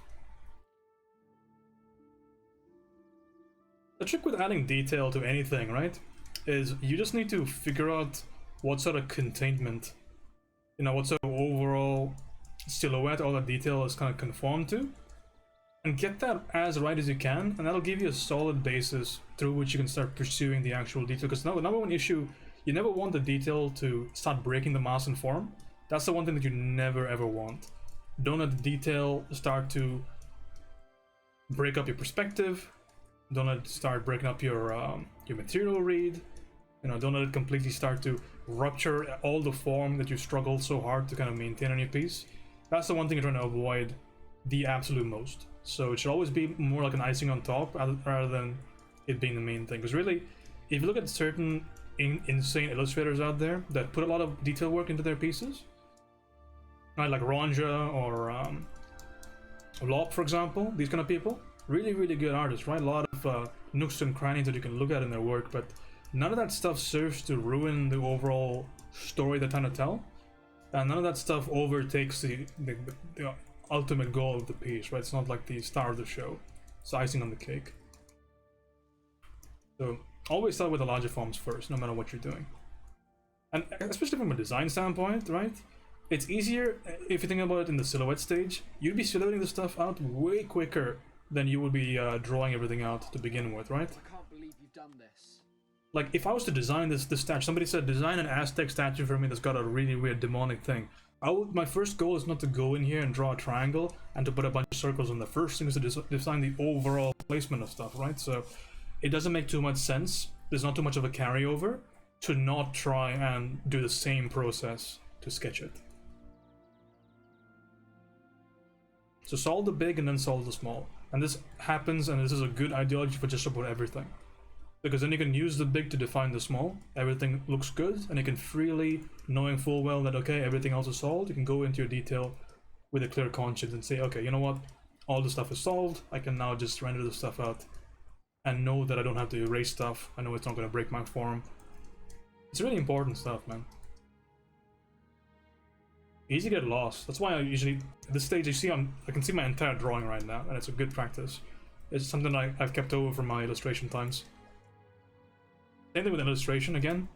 If you're illustrating something, always have the whole image somewhere on your screen. Because you're not delivering an area of shadow, you're not delivering an area of light, you're delivering an entire package, right? Everything matters, from the background to the AO, to the shadow, to the cast shadow, to every little aspect of it counts, right? So it makes little sense to think about stuff on a minute level without seeing the overall picture. That's why oftentimes you'll see people use a viewfinder on the top right. You'll see them do this all the time. They do the fucking CSI Miami enhance all the time, and then they go back up to see what they did. Right? So no matter what your goal is, whether it's for to make your work look more professional, or even to get more likes on Instagram, right? Ultimately, people are going to view your work at this stage always, because they're not the ones that are working on it. So they're going to view it at an abstract, not really an abstract, but like a general overview kind of level, right? They're going to generally infer your piece. And things they're going to see are the large things. So if your large read fails, your piece starts to fail. It doesn't matter how good your details are. You can only ice a piece of shit for so long, right? What did Vital say once in my chat? He said, you can't polish a turd. Yeah, there you go. I feel like that's applicable. Okay, 5 minutes before I take a small break. I got my stuff fairly sorted out here.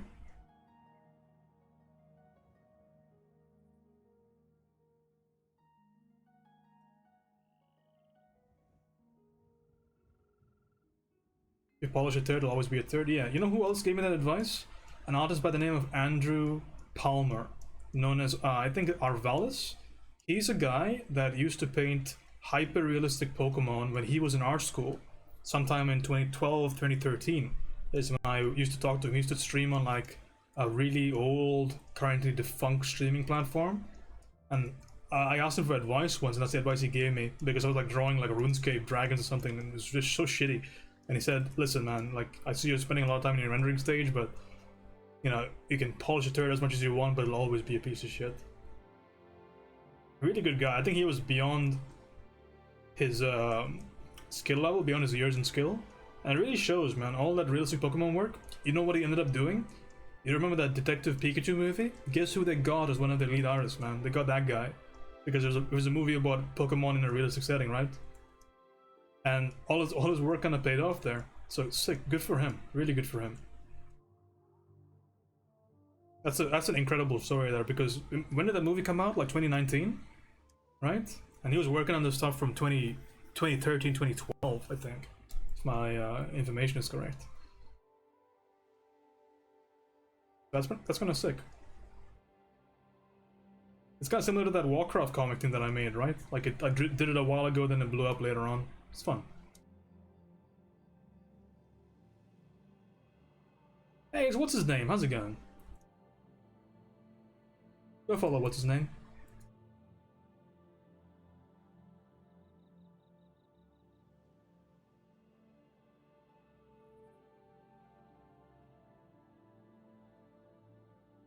But it goes to show something that we've told all the time. We're told here in our perspective class, right? Because we're doing 3D modeling right now.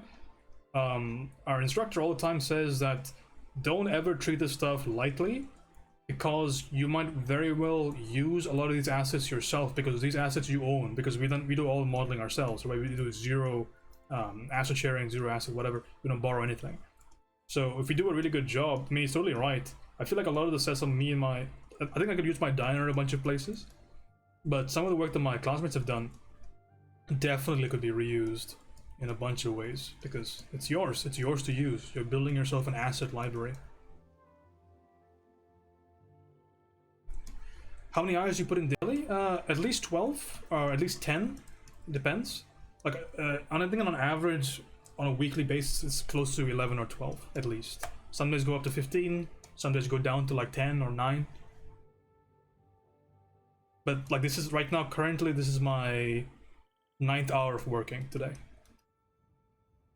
because I woke up at 5:30.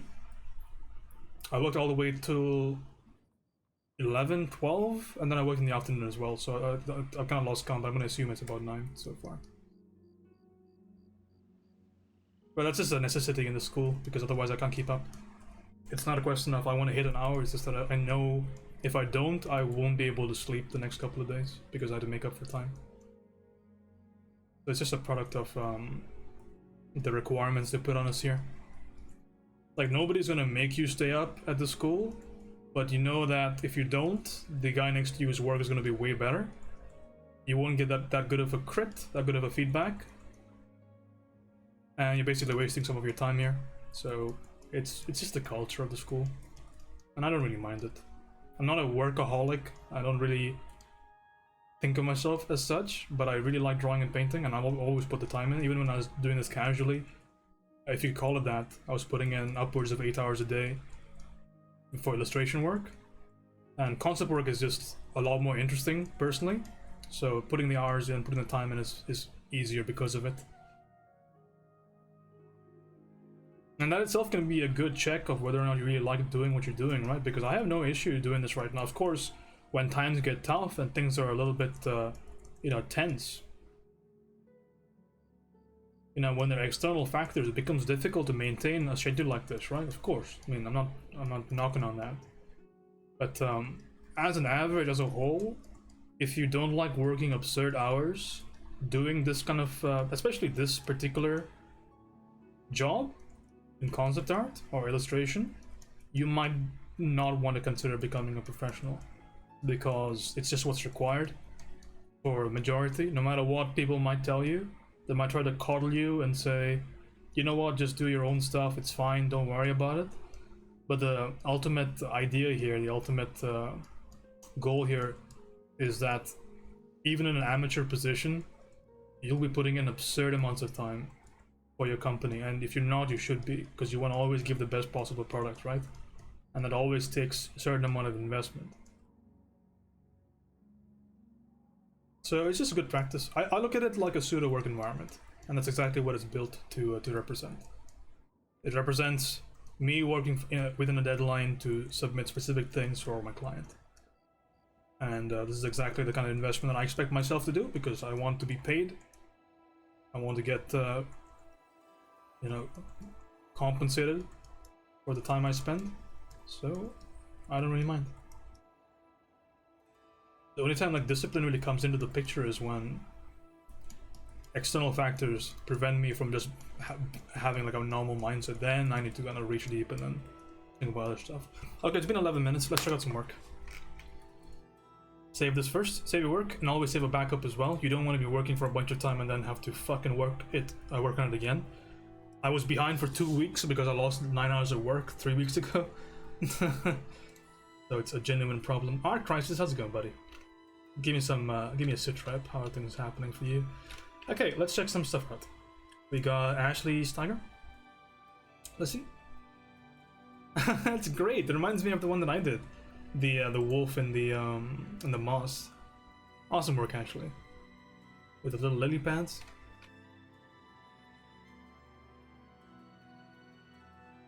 Very cool.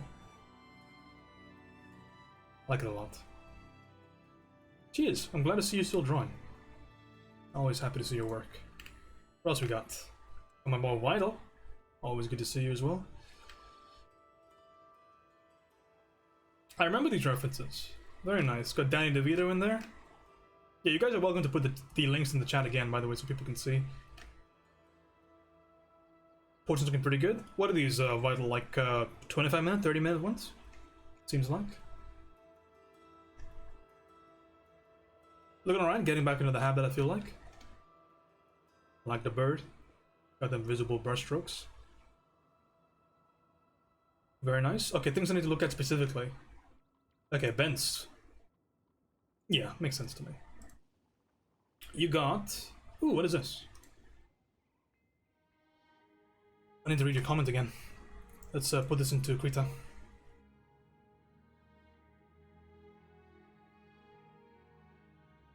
What was your comment?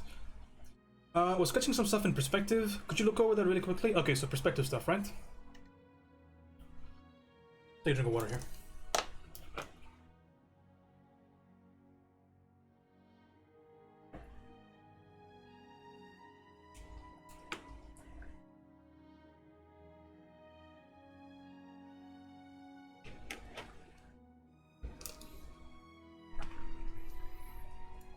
Okay. So your idea here is to have a 1 point here, right? And you have 1 point convergence over here. I think that's totally fine. That's okay. The 1 point's been solved. Yeah, it's been solved easy. 1 point's not that hard to solve out. Something to kind of consider here is that the 1 point is going to affect everything. Tashina Lee, how's it going? Fuck. You found me? Done this. Is Ashley streaming as well? But remember that this guy is also going to be affected by a 1 point. Okay, bear in mind. So because he's so far away from the VP, he's not going to be super distorted. But this whole guy over here in the front, right? This whole guy in the front.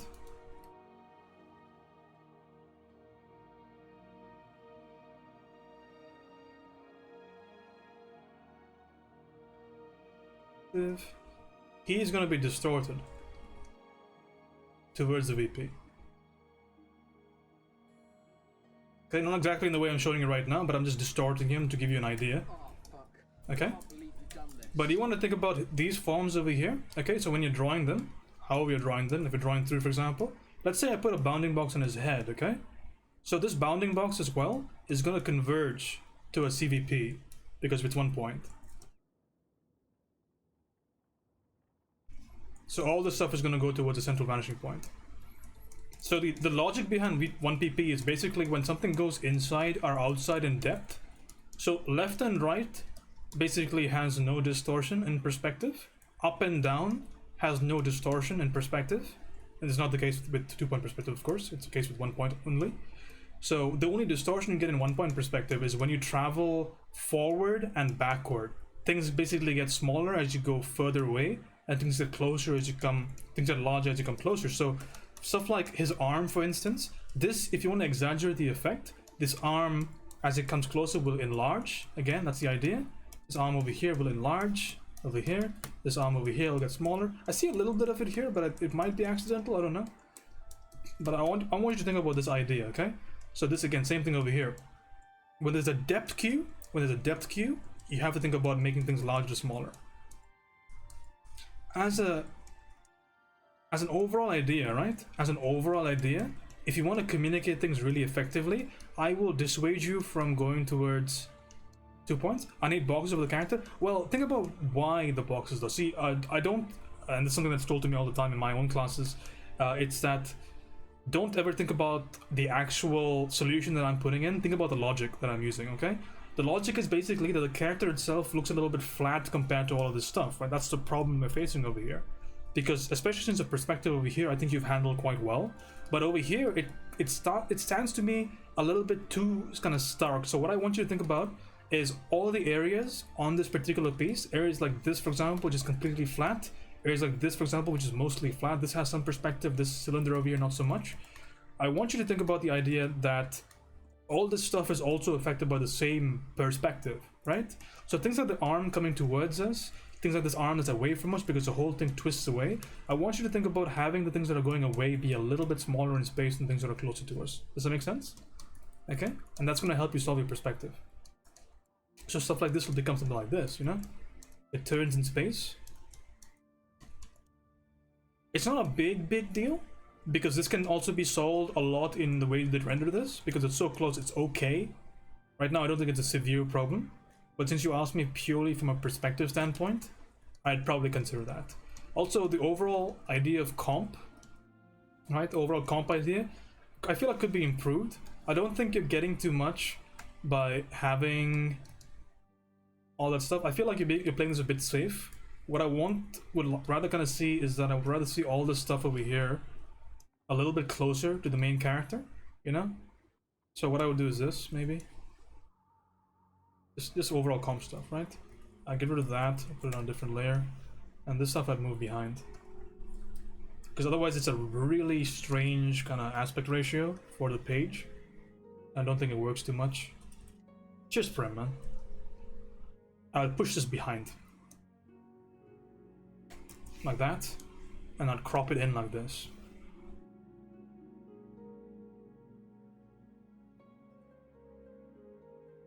I don't think I need to show that trash can over there. So I'm just thinking about how to save some space on the board to make it like somewhat sensible.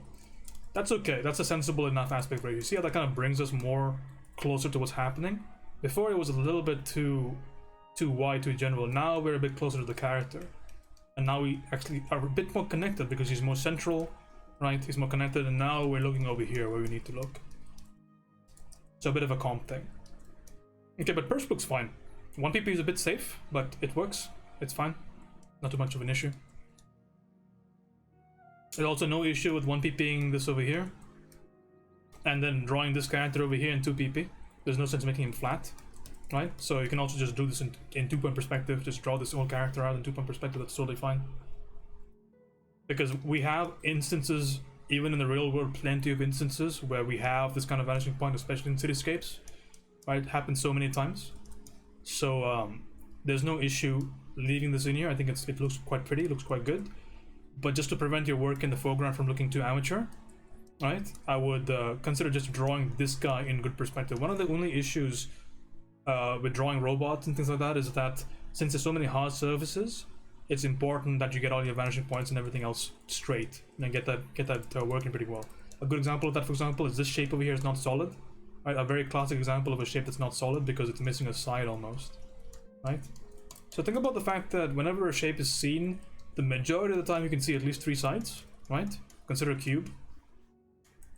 in perspective, like that. I can see all three sides, right? All three sides can be seen. Same thing goes from the left-hand side. You kind of get this idea, right? The only time you don't see it is if it's completely in line with your VP and you get weird kind of shapes like this, which are usually quite not recommended, but sometimes you can avoid it, that's fine. But understand that a view that shows three sides gives you the most kind of spatial information about what you're looking at, okay? So when you see this, immediately think to yourself, think about what can I reveal here? Not what can I reveal, but what should be revealed, right? Because if you consider the actual perspective of this, and I encourage you to do this, by the way, do something called draw through. Really, really important. So show when you're doing any sort of construction, right? So you see I did it over here. When you're doing any sort of perspective work, it's important to draw through, so you see all the sides of your drawing. So it makes sure it really ensures that you're drawing something that holds well in perspective. So the draw through for this would be something like this, right? Assuming I keep your perspective. So again, things are a little bit wonky. I don't know if it's a taper or something in there, but it looks wonky right now. But I'll assume that these are my two sides, right? So it goes here, goes here, goes back, goes back. So now you see we're in that weird kind of weird zone of things are all in the same line. So you don't exactly know where this is pointing. It doesn't give us too much information. So it's a little bit confusing. So what I recommend in this particular case is I'll show a little bit of that side there.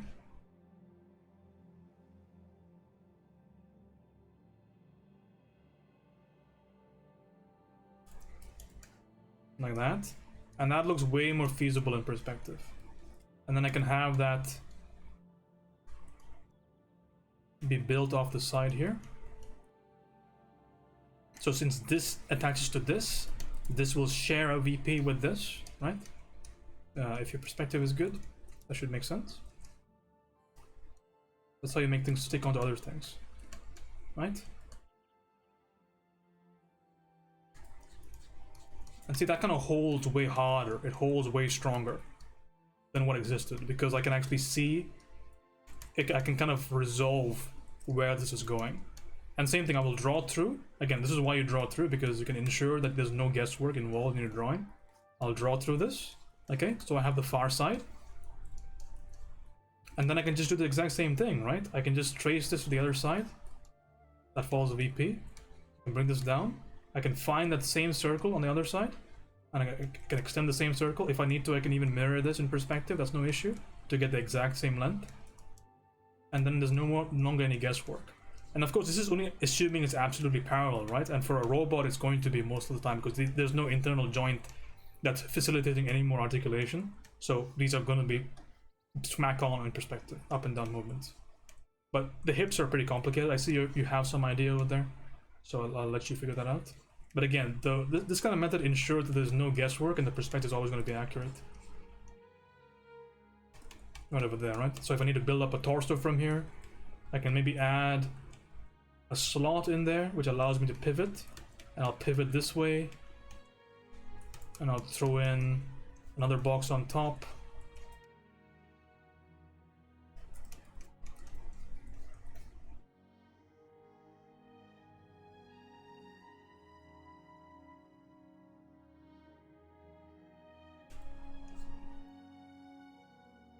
Again, that goes towards the VP, because it's 2 point, goes towards the VP.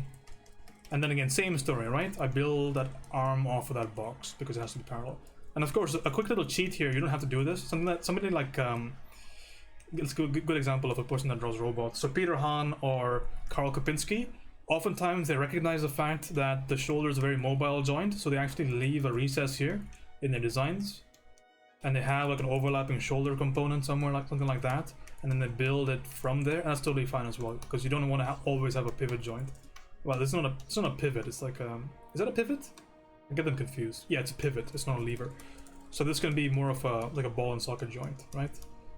So again, think about perspective. Remember, I said the sides need to be visible. So even in a cylinder, they have to be visible, right? Have to be visible over there.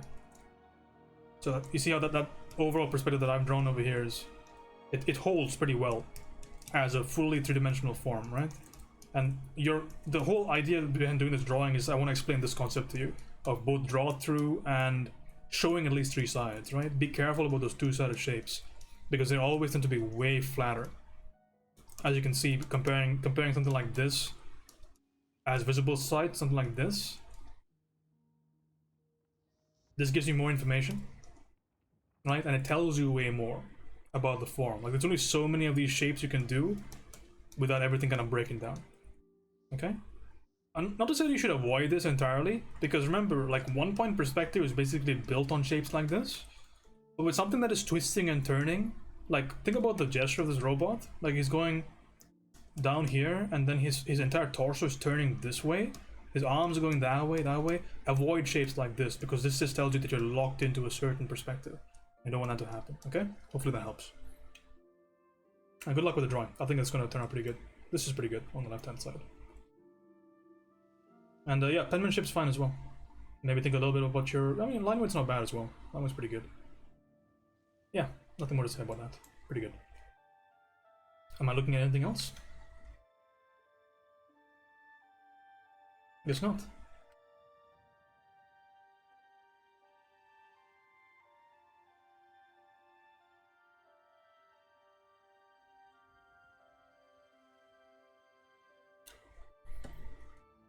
You struggle with this so much with perspective?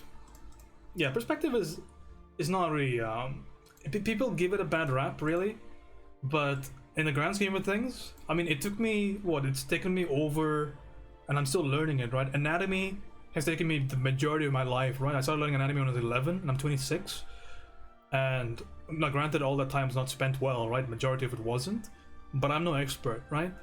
But perspective, like, everything it took for me to be able to explain that to somebody, it took me 6 weeks to learn.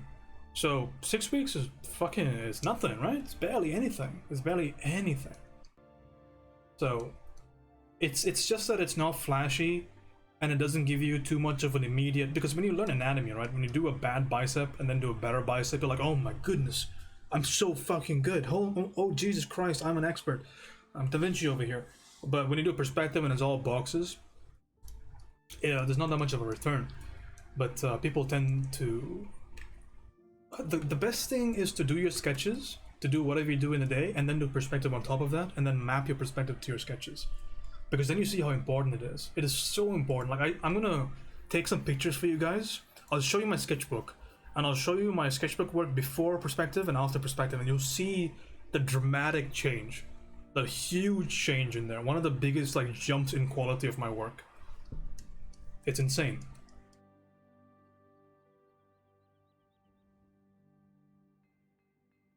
Cheers to Shinali. Appreciate that. Yeah, it's just I have the idea in my head fairly clearly, but the information is really it's really out there. Salma, you want to go over your boxy thing? Because otherwise I'm going to continue drawing. If you have any boxy perspective things, I can look at it right now if you want to show. Otherwise, I'll just continue.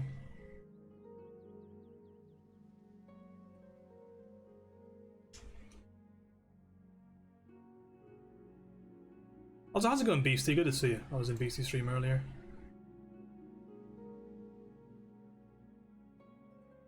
And once you're gonna get a good handle of it, like drawing like really quick like vehicles, like there's some really quick vehicle sketches. That's simple enough, right?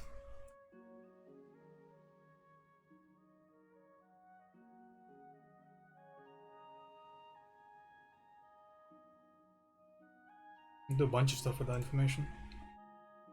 And even with like organic stuff, like with cool pages like this, like there's a page of like pirate stuff, like drawing guns and hats and things like that, you can make them look a lot more interesting, you know, a lot more believable, as long as the perp is okay.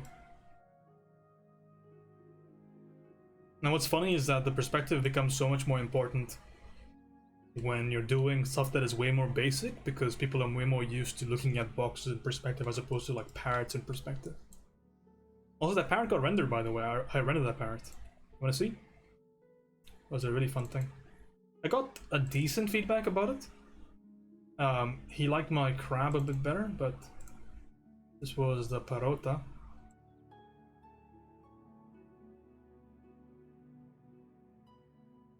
This is the rendered version of that parrot. No smiley face, hell yeah. Attaboy, Bible. That's the parrot rendered from the same page. Look at him, he's so cute.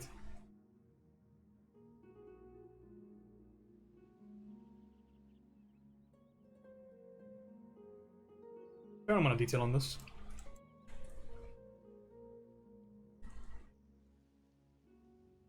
Like I said, I'm way more comfortable painting, but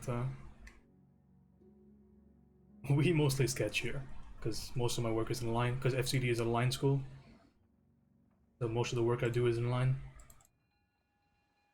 But it's always good to know that I have a solid background for painting. I always come back to. And here's the render from the week before. It's my little crab. He liked this one pretty well. He said this is it hits all the marks. He's a floating parrot? Come on, man, it's a design sketch. I gotta show everything? Can't block it with a fucking tree branch. Hit me with a quick cap. But no, it's because I have my approved form was this. This is my approved form sketch, because this is forms to painting. So that was a form for that. It's a peak boy. How's it going, Mike? It's good to see you. So basically the idea is you draw the blocky form and then draw the full painting. This stuff really helps, by the way, on the left. And you know what helps with this stuff? Perspective, so it all goes back to your old boy. Because without perspective it's difficult to cast shadows. You know what you really improved about your stream? Go ahead. I can't wait to hear this. I love how the crab looks like it's floating in water still. I don't know about that. It does have a cast shadow though.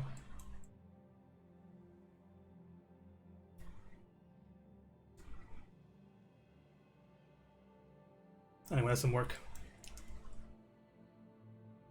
My sketch work has been a little bit sloppy, I feel like, past couple of weeks, so I'm looking to improve that with this week. But pages like these I still like. This is week 7, I feel like. And these pages are okay. They're not bad pages. Especially because they're aminals. I just dropped a biscuit into my tea. Ruined? Nah. Don't worry about it.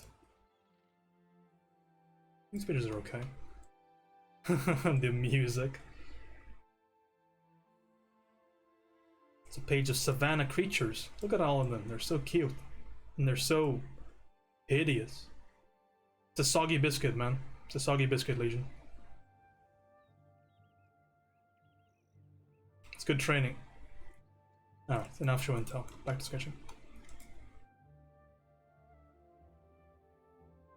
I'm looking forward to the day that I'm going to be playing some game that has your art in it. I don't know about that. Because my preference is drawing horrific shit, so unless you're into like Bloodborne or something, maybe it's not going to happen.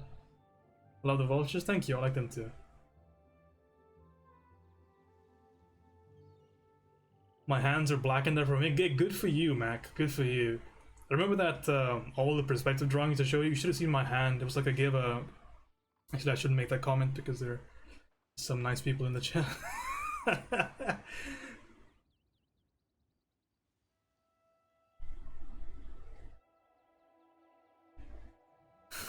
Wrong direction, Waddle.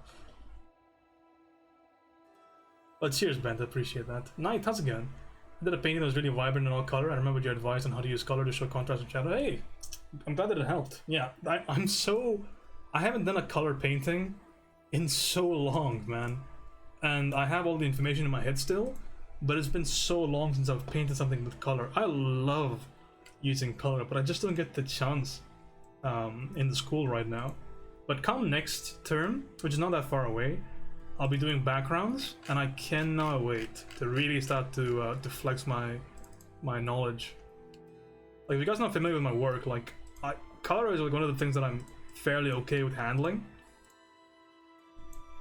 So I'm a big fan of doing stuff like that.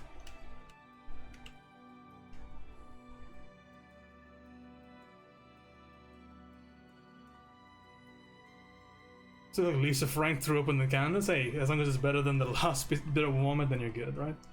Okay, let's continue. So we have everything laid out. Let's start sketching. Long live Ducky. Okay, let's just go ahead and start. There's a lot to do, but again, just start, just do.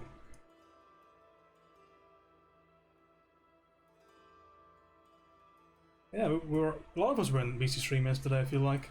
It was good, always like hanging out there. Man's a breath of fresh air. Cheers, Ben, thanks for hanging out. Again, what we're really kind of looking for is exactly what are we showing with our strokes here. So this whole pass that I'm going to do right now is mainly to clarify what I did initially. So I'll be adding my information for my detail in this pass, and also I'll be refining what I already have existing on the canvas. Hey, look, it's the NPC sound. Hey, Beastie, call the judge and get some fudge. Call the judge and get some fudge. Are you all right? Nope.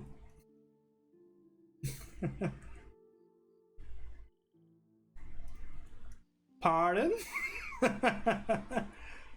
Somebody link that video in chat for the uninitiated.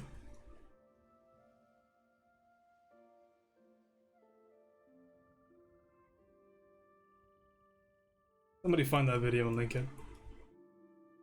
It's great. These points of occlusion I always like to shade in. Thanks, Beastie.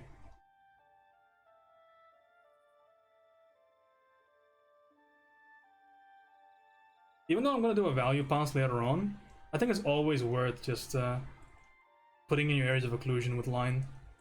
It just makes your read of what you're doing a bit stronger.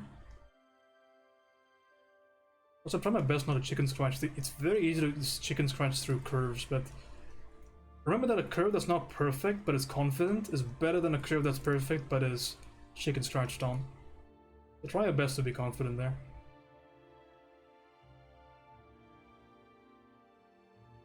A lot of the time, just committing to your work is something that's harder than you might think it is, right? Just committing to your stroke. Because if everything is kind of half-assed on your piece, it tends to really affect the person's perception of your work. So think about this when you're drawing detail or when you're drawing anything, right? Be committed. Same thing when you're putting your values on your piece. Be committed with that value change. Don't ever be half-assed. It's the death of most pieces. Right? If you do something not subtle, but not overt, right? In that middle ground is basically the death of most artworks. And you think about that, what I just said, right? Because it makes a lot of sense. I can't believe you've done this. Because what's the feedback that you receive all the time, right? What feedback do you guys receive? What do I receive all the time for paintings? People say, check your values. People say, you sure you want to have your lights that close to your darks? Maybe you should up the contrast. Very common things, right, to hear all the time. But why is that advice it's given so often? It's because of the fact that it's through contrast that interest is born, because contrast is difference, right? And the only way to establish a strong difference is to be committed. Right? To strongly say this is the decision I'm going to make. Otherwise, everything kind of ends up being a goopy mess on your piece, and you don't want that to happen ever.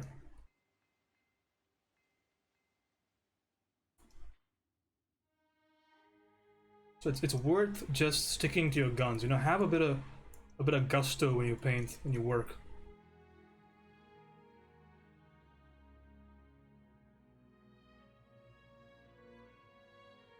We had the saying when I was first kind of learning how to draw on stream. We said, "Don't let the canvas rule you. You are the boss of the canvas. You rule the canvas."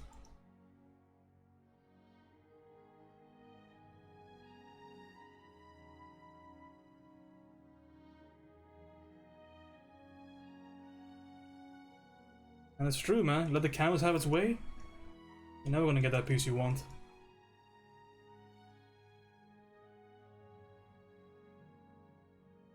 And also that's something that's gonna really get you out of that. Because every painting and every piece of work has this stage where it just doesn't look very good, right? Especially if you're working efficiently. You're gonna have this not good stage in every painting, the shit phase of every painting. Every piece of work you do. Because what does that mean? Why is that the case?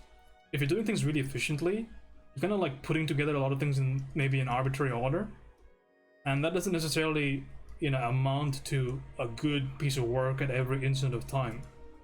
So again, to get out of that shit phase of painting, again, just commit to your decisions, commit to your process, just trust in your process and do your work. Oftentimes it'll lead you to greater success. And try actively to not beautify your work at every stage, because that kind of arbitrary requirement will potentially slow you down a lot. So be a little bit considerate about that fact. Like, remember that the painting is the product of your painting is the end of the painting. So nobody's gonna check up on the way you block in, nobody's gonna check up on the way that you mark out your proportions. So pretty important to think about the fact that, okay, the way that I do this particular thing, is it because I want to do it that particular way, or because I'm doing it because I'm afraid of how people will think about that stage? Well, turns out people don't really care. End result's all that matters, right? We're a product-oriented industry. End result, all that matters. That's why you see people do some dramatically strange shit, right? When they work, they do weird things in their process. What some might consider unnatural. Nah, there's no such large stuff going on, but things like bashing and painting over, using 3D, like people use a whole variety of techniques, you know? Whole variety of techniques. Ultimately, you gotta realize and you gotta get in your head that it doesn't even matter, because you get your result in there. Like, I'm sure, of course, things like infringing copyrights and intellectual property, sure, that's gonna outlaw certain things, obviously. But for the most part, right? For the most part, just pick something that's gonna get you a result consistently. And again, this whole idea of having a process, it's not like this crazy be-all end-all solution. Don't feel like your process, however you like to draw, is going to be the way that you're always going to be drawing. And even beyond that, if you're going to be a professional, you should have multiple ways of getting to a solution, because certain workflows are going to benefit certain ideas way better. Like, take me for example.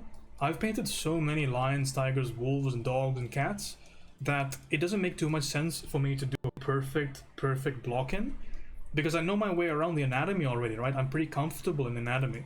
So I'm actually costing myself a lot of time by trying to be perfect with my block, and I can always get it on later, so I'm wasting time. That's time I can spend for the client to put in more detail, to put in more time rendering, right? To put in more time for comp. I get to spend more time on those things. And that's the real goal behind what we talk about with speed, right? Speed doesn't mean you get to finish up early, you can go to fucking Dunkin' Donuts and stuff your face. It means that you get more time to do more work, right? Either for that client, or if you're a freelancer, you can do more for other clients. That's the whole point, right? Like, the whole idea of being faster than the next guy is not to finish up quicker and then be done with the day. It's to do way more work in the same time frame, right? So you're not working any less hours than that guy. You're just doing way more work. That's the idea. That's why speed's important, right? And speed comes with experience, of course, but that's the eventual goal, right? That's why we chase speed. We chase efficiency. Because we always work in deadlines, right? And if you don't, you should.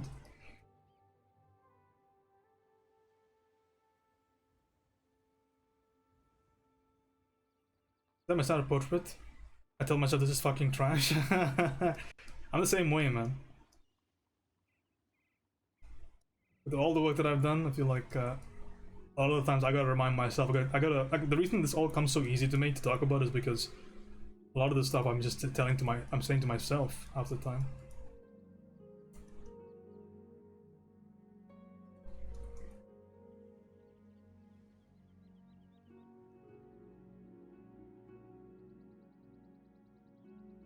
Yeah, but try and avoid that beautification at every step. It doesn't really benefit. Like SpongeBob drawing a detailed head and then erasing to get a perfect circle. Just about.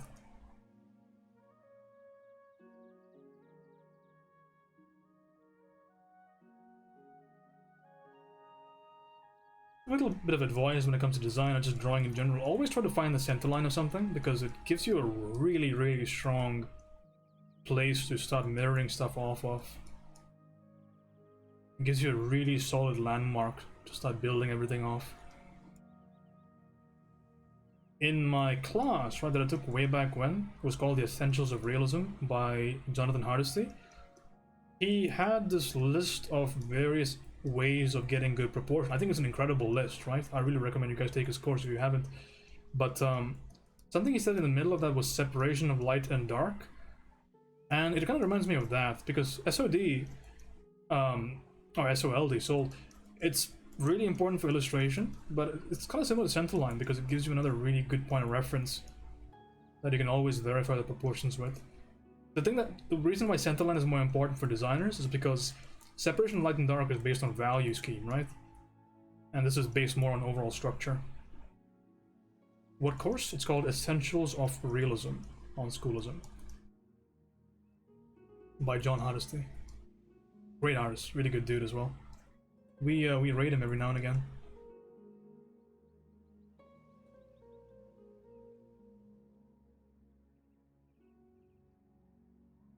He's a solid dude, really good guy.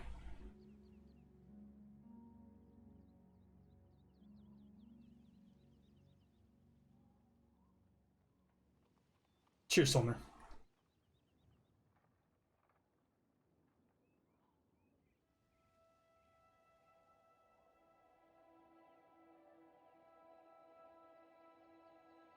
Worth remembering, these teeth get smaller because the perspective is heading away from us, that direction. How do I know? I see more of the left-hand side than I see of the right-hand side, which tells me that it's turning. Right, so things need to be distorted accurately. It's very easy to just flatten stuff out when you're painting. Gotta be careful about that. Like, I'm probably making that mistake myself right now.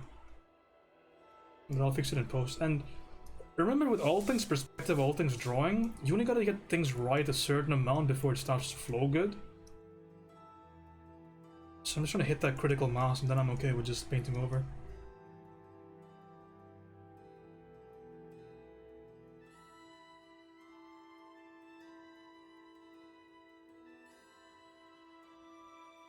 That's been one of the big changes I've had to make from going purely illustration to thinking more about my concept.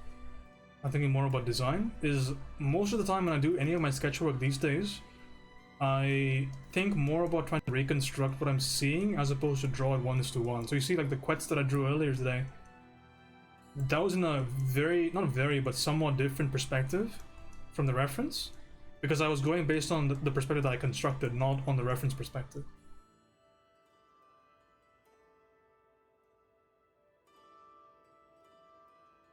Because there's more overall value to doing that.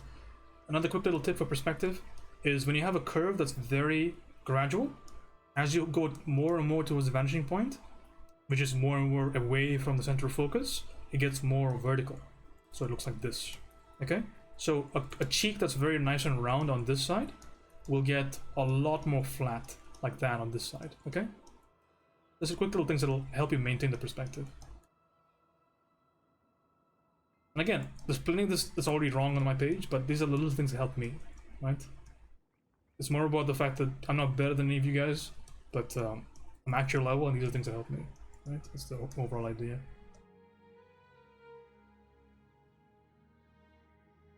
And honestly, I feel like that's half the appeal of my my channel as a whole, right? It's not that I'm particularly an expert artist, but I feel like I'm close enough to most people's level that the stuff that I say is going to apply more. Because sometimes a lot of professional advice, it has this requirement of a ridiculous amount of existing experience. So I feel like I can resonate a bit better sometimes. I feel there's nothing better than just getting it from the source though, which is why I always try to quote the source. The source for what I just said, that comes from the Scott Robertson book, which I highly recommend you purchase if you're interested in getting better at perspective. It's a very dry read, and a lot of the stuff you might never use, but all in all, one of the best tomes of information for any artist that's looking to be better, and a staple reading for anybody that plans to be a professional at some point.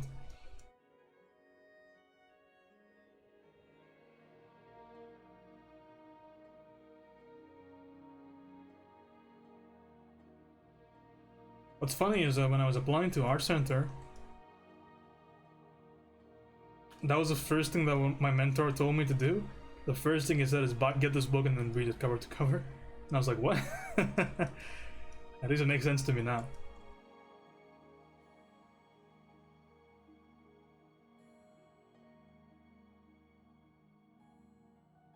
Oh, fuck. I can't believe you've done this. So, Banker, how's it going, man? Thanks for the follow. It is worth it, though. It is worth it. It's really dry. I always say this as a disclaimer. People actually buy the book, but it'll get you your money's worth. It's always worth noting, and I can't stress this enough, and I say it all the time ad nauseum, but the information about art, the information that you require as a person to become the artist that you want to be, is out there, and it's all free. You know, it's out there in troves. Like there's a veritable shit ton of information out there. Like the only thing that's stopping you really is the experience required to really make the most use out of that information. You're not putting in, or you haven't put in yet. I'm gonna say not putting in, but you haven't put in that time yet. It's very easy to say things like shape, form, mass, you know, value, proportion, you know, color theory. All these things you can kind of throw out there, but these are things that require hundreds and hundreds of hours to even get slightly good at, right? So that's what the requirement is.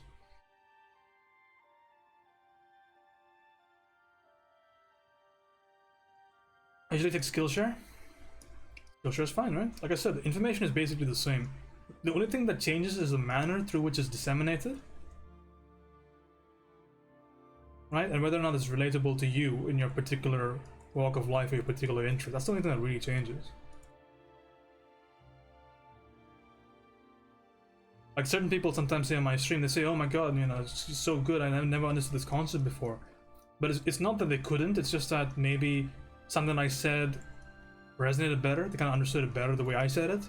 Or alternatively, they were paying more attention to me when I was saying it as opposed to them when they were reading the book. It's so easy to just flip pages and say I read that page, you know. And I do it all the time. And I'm no person that's impervious to this. All the time, I'll just say, okay, I got that page, and then 5 or 6 minutes later, I scroll back to read it again because I missed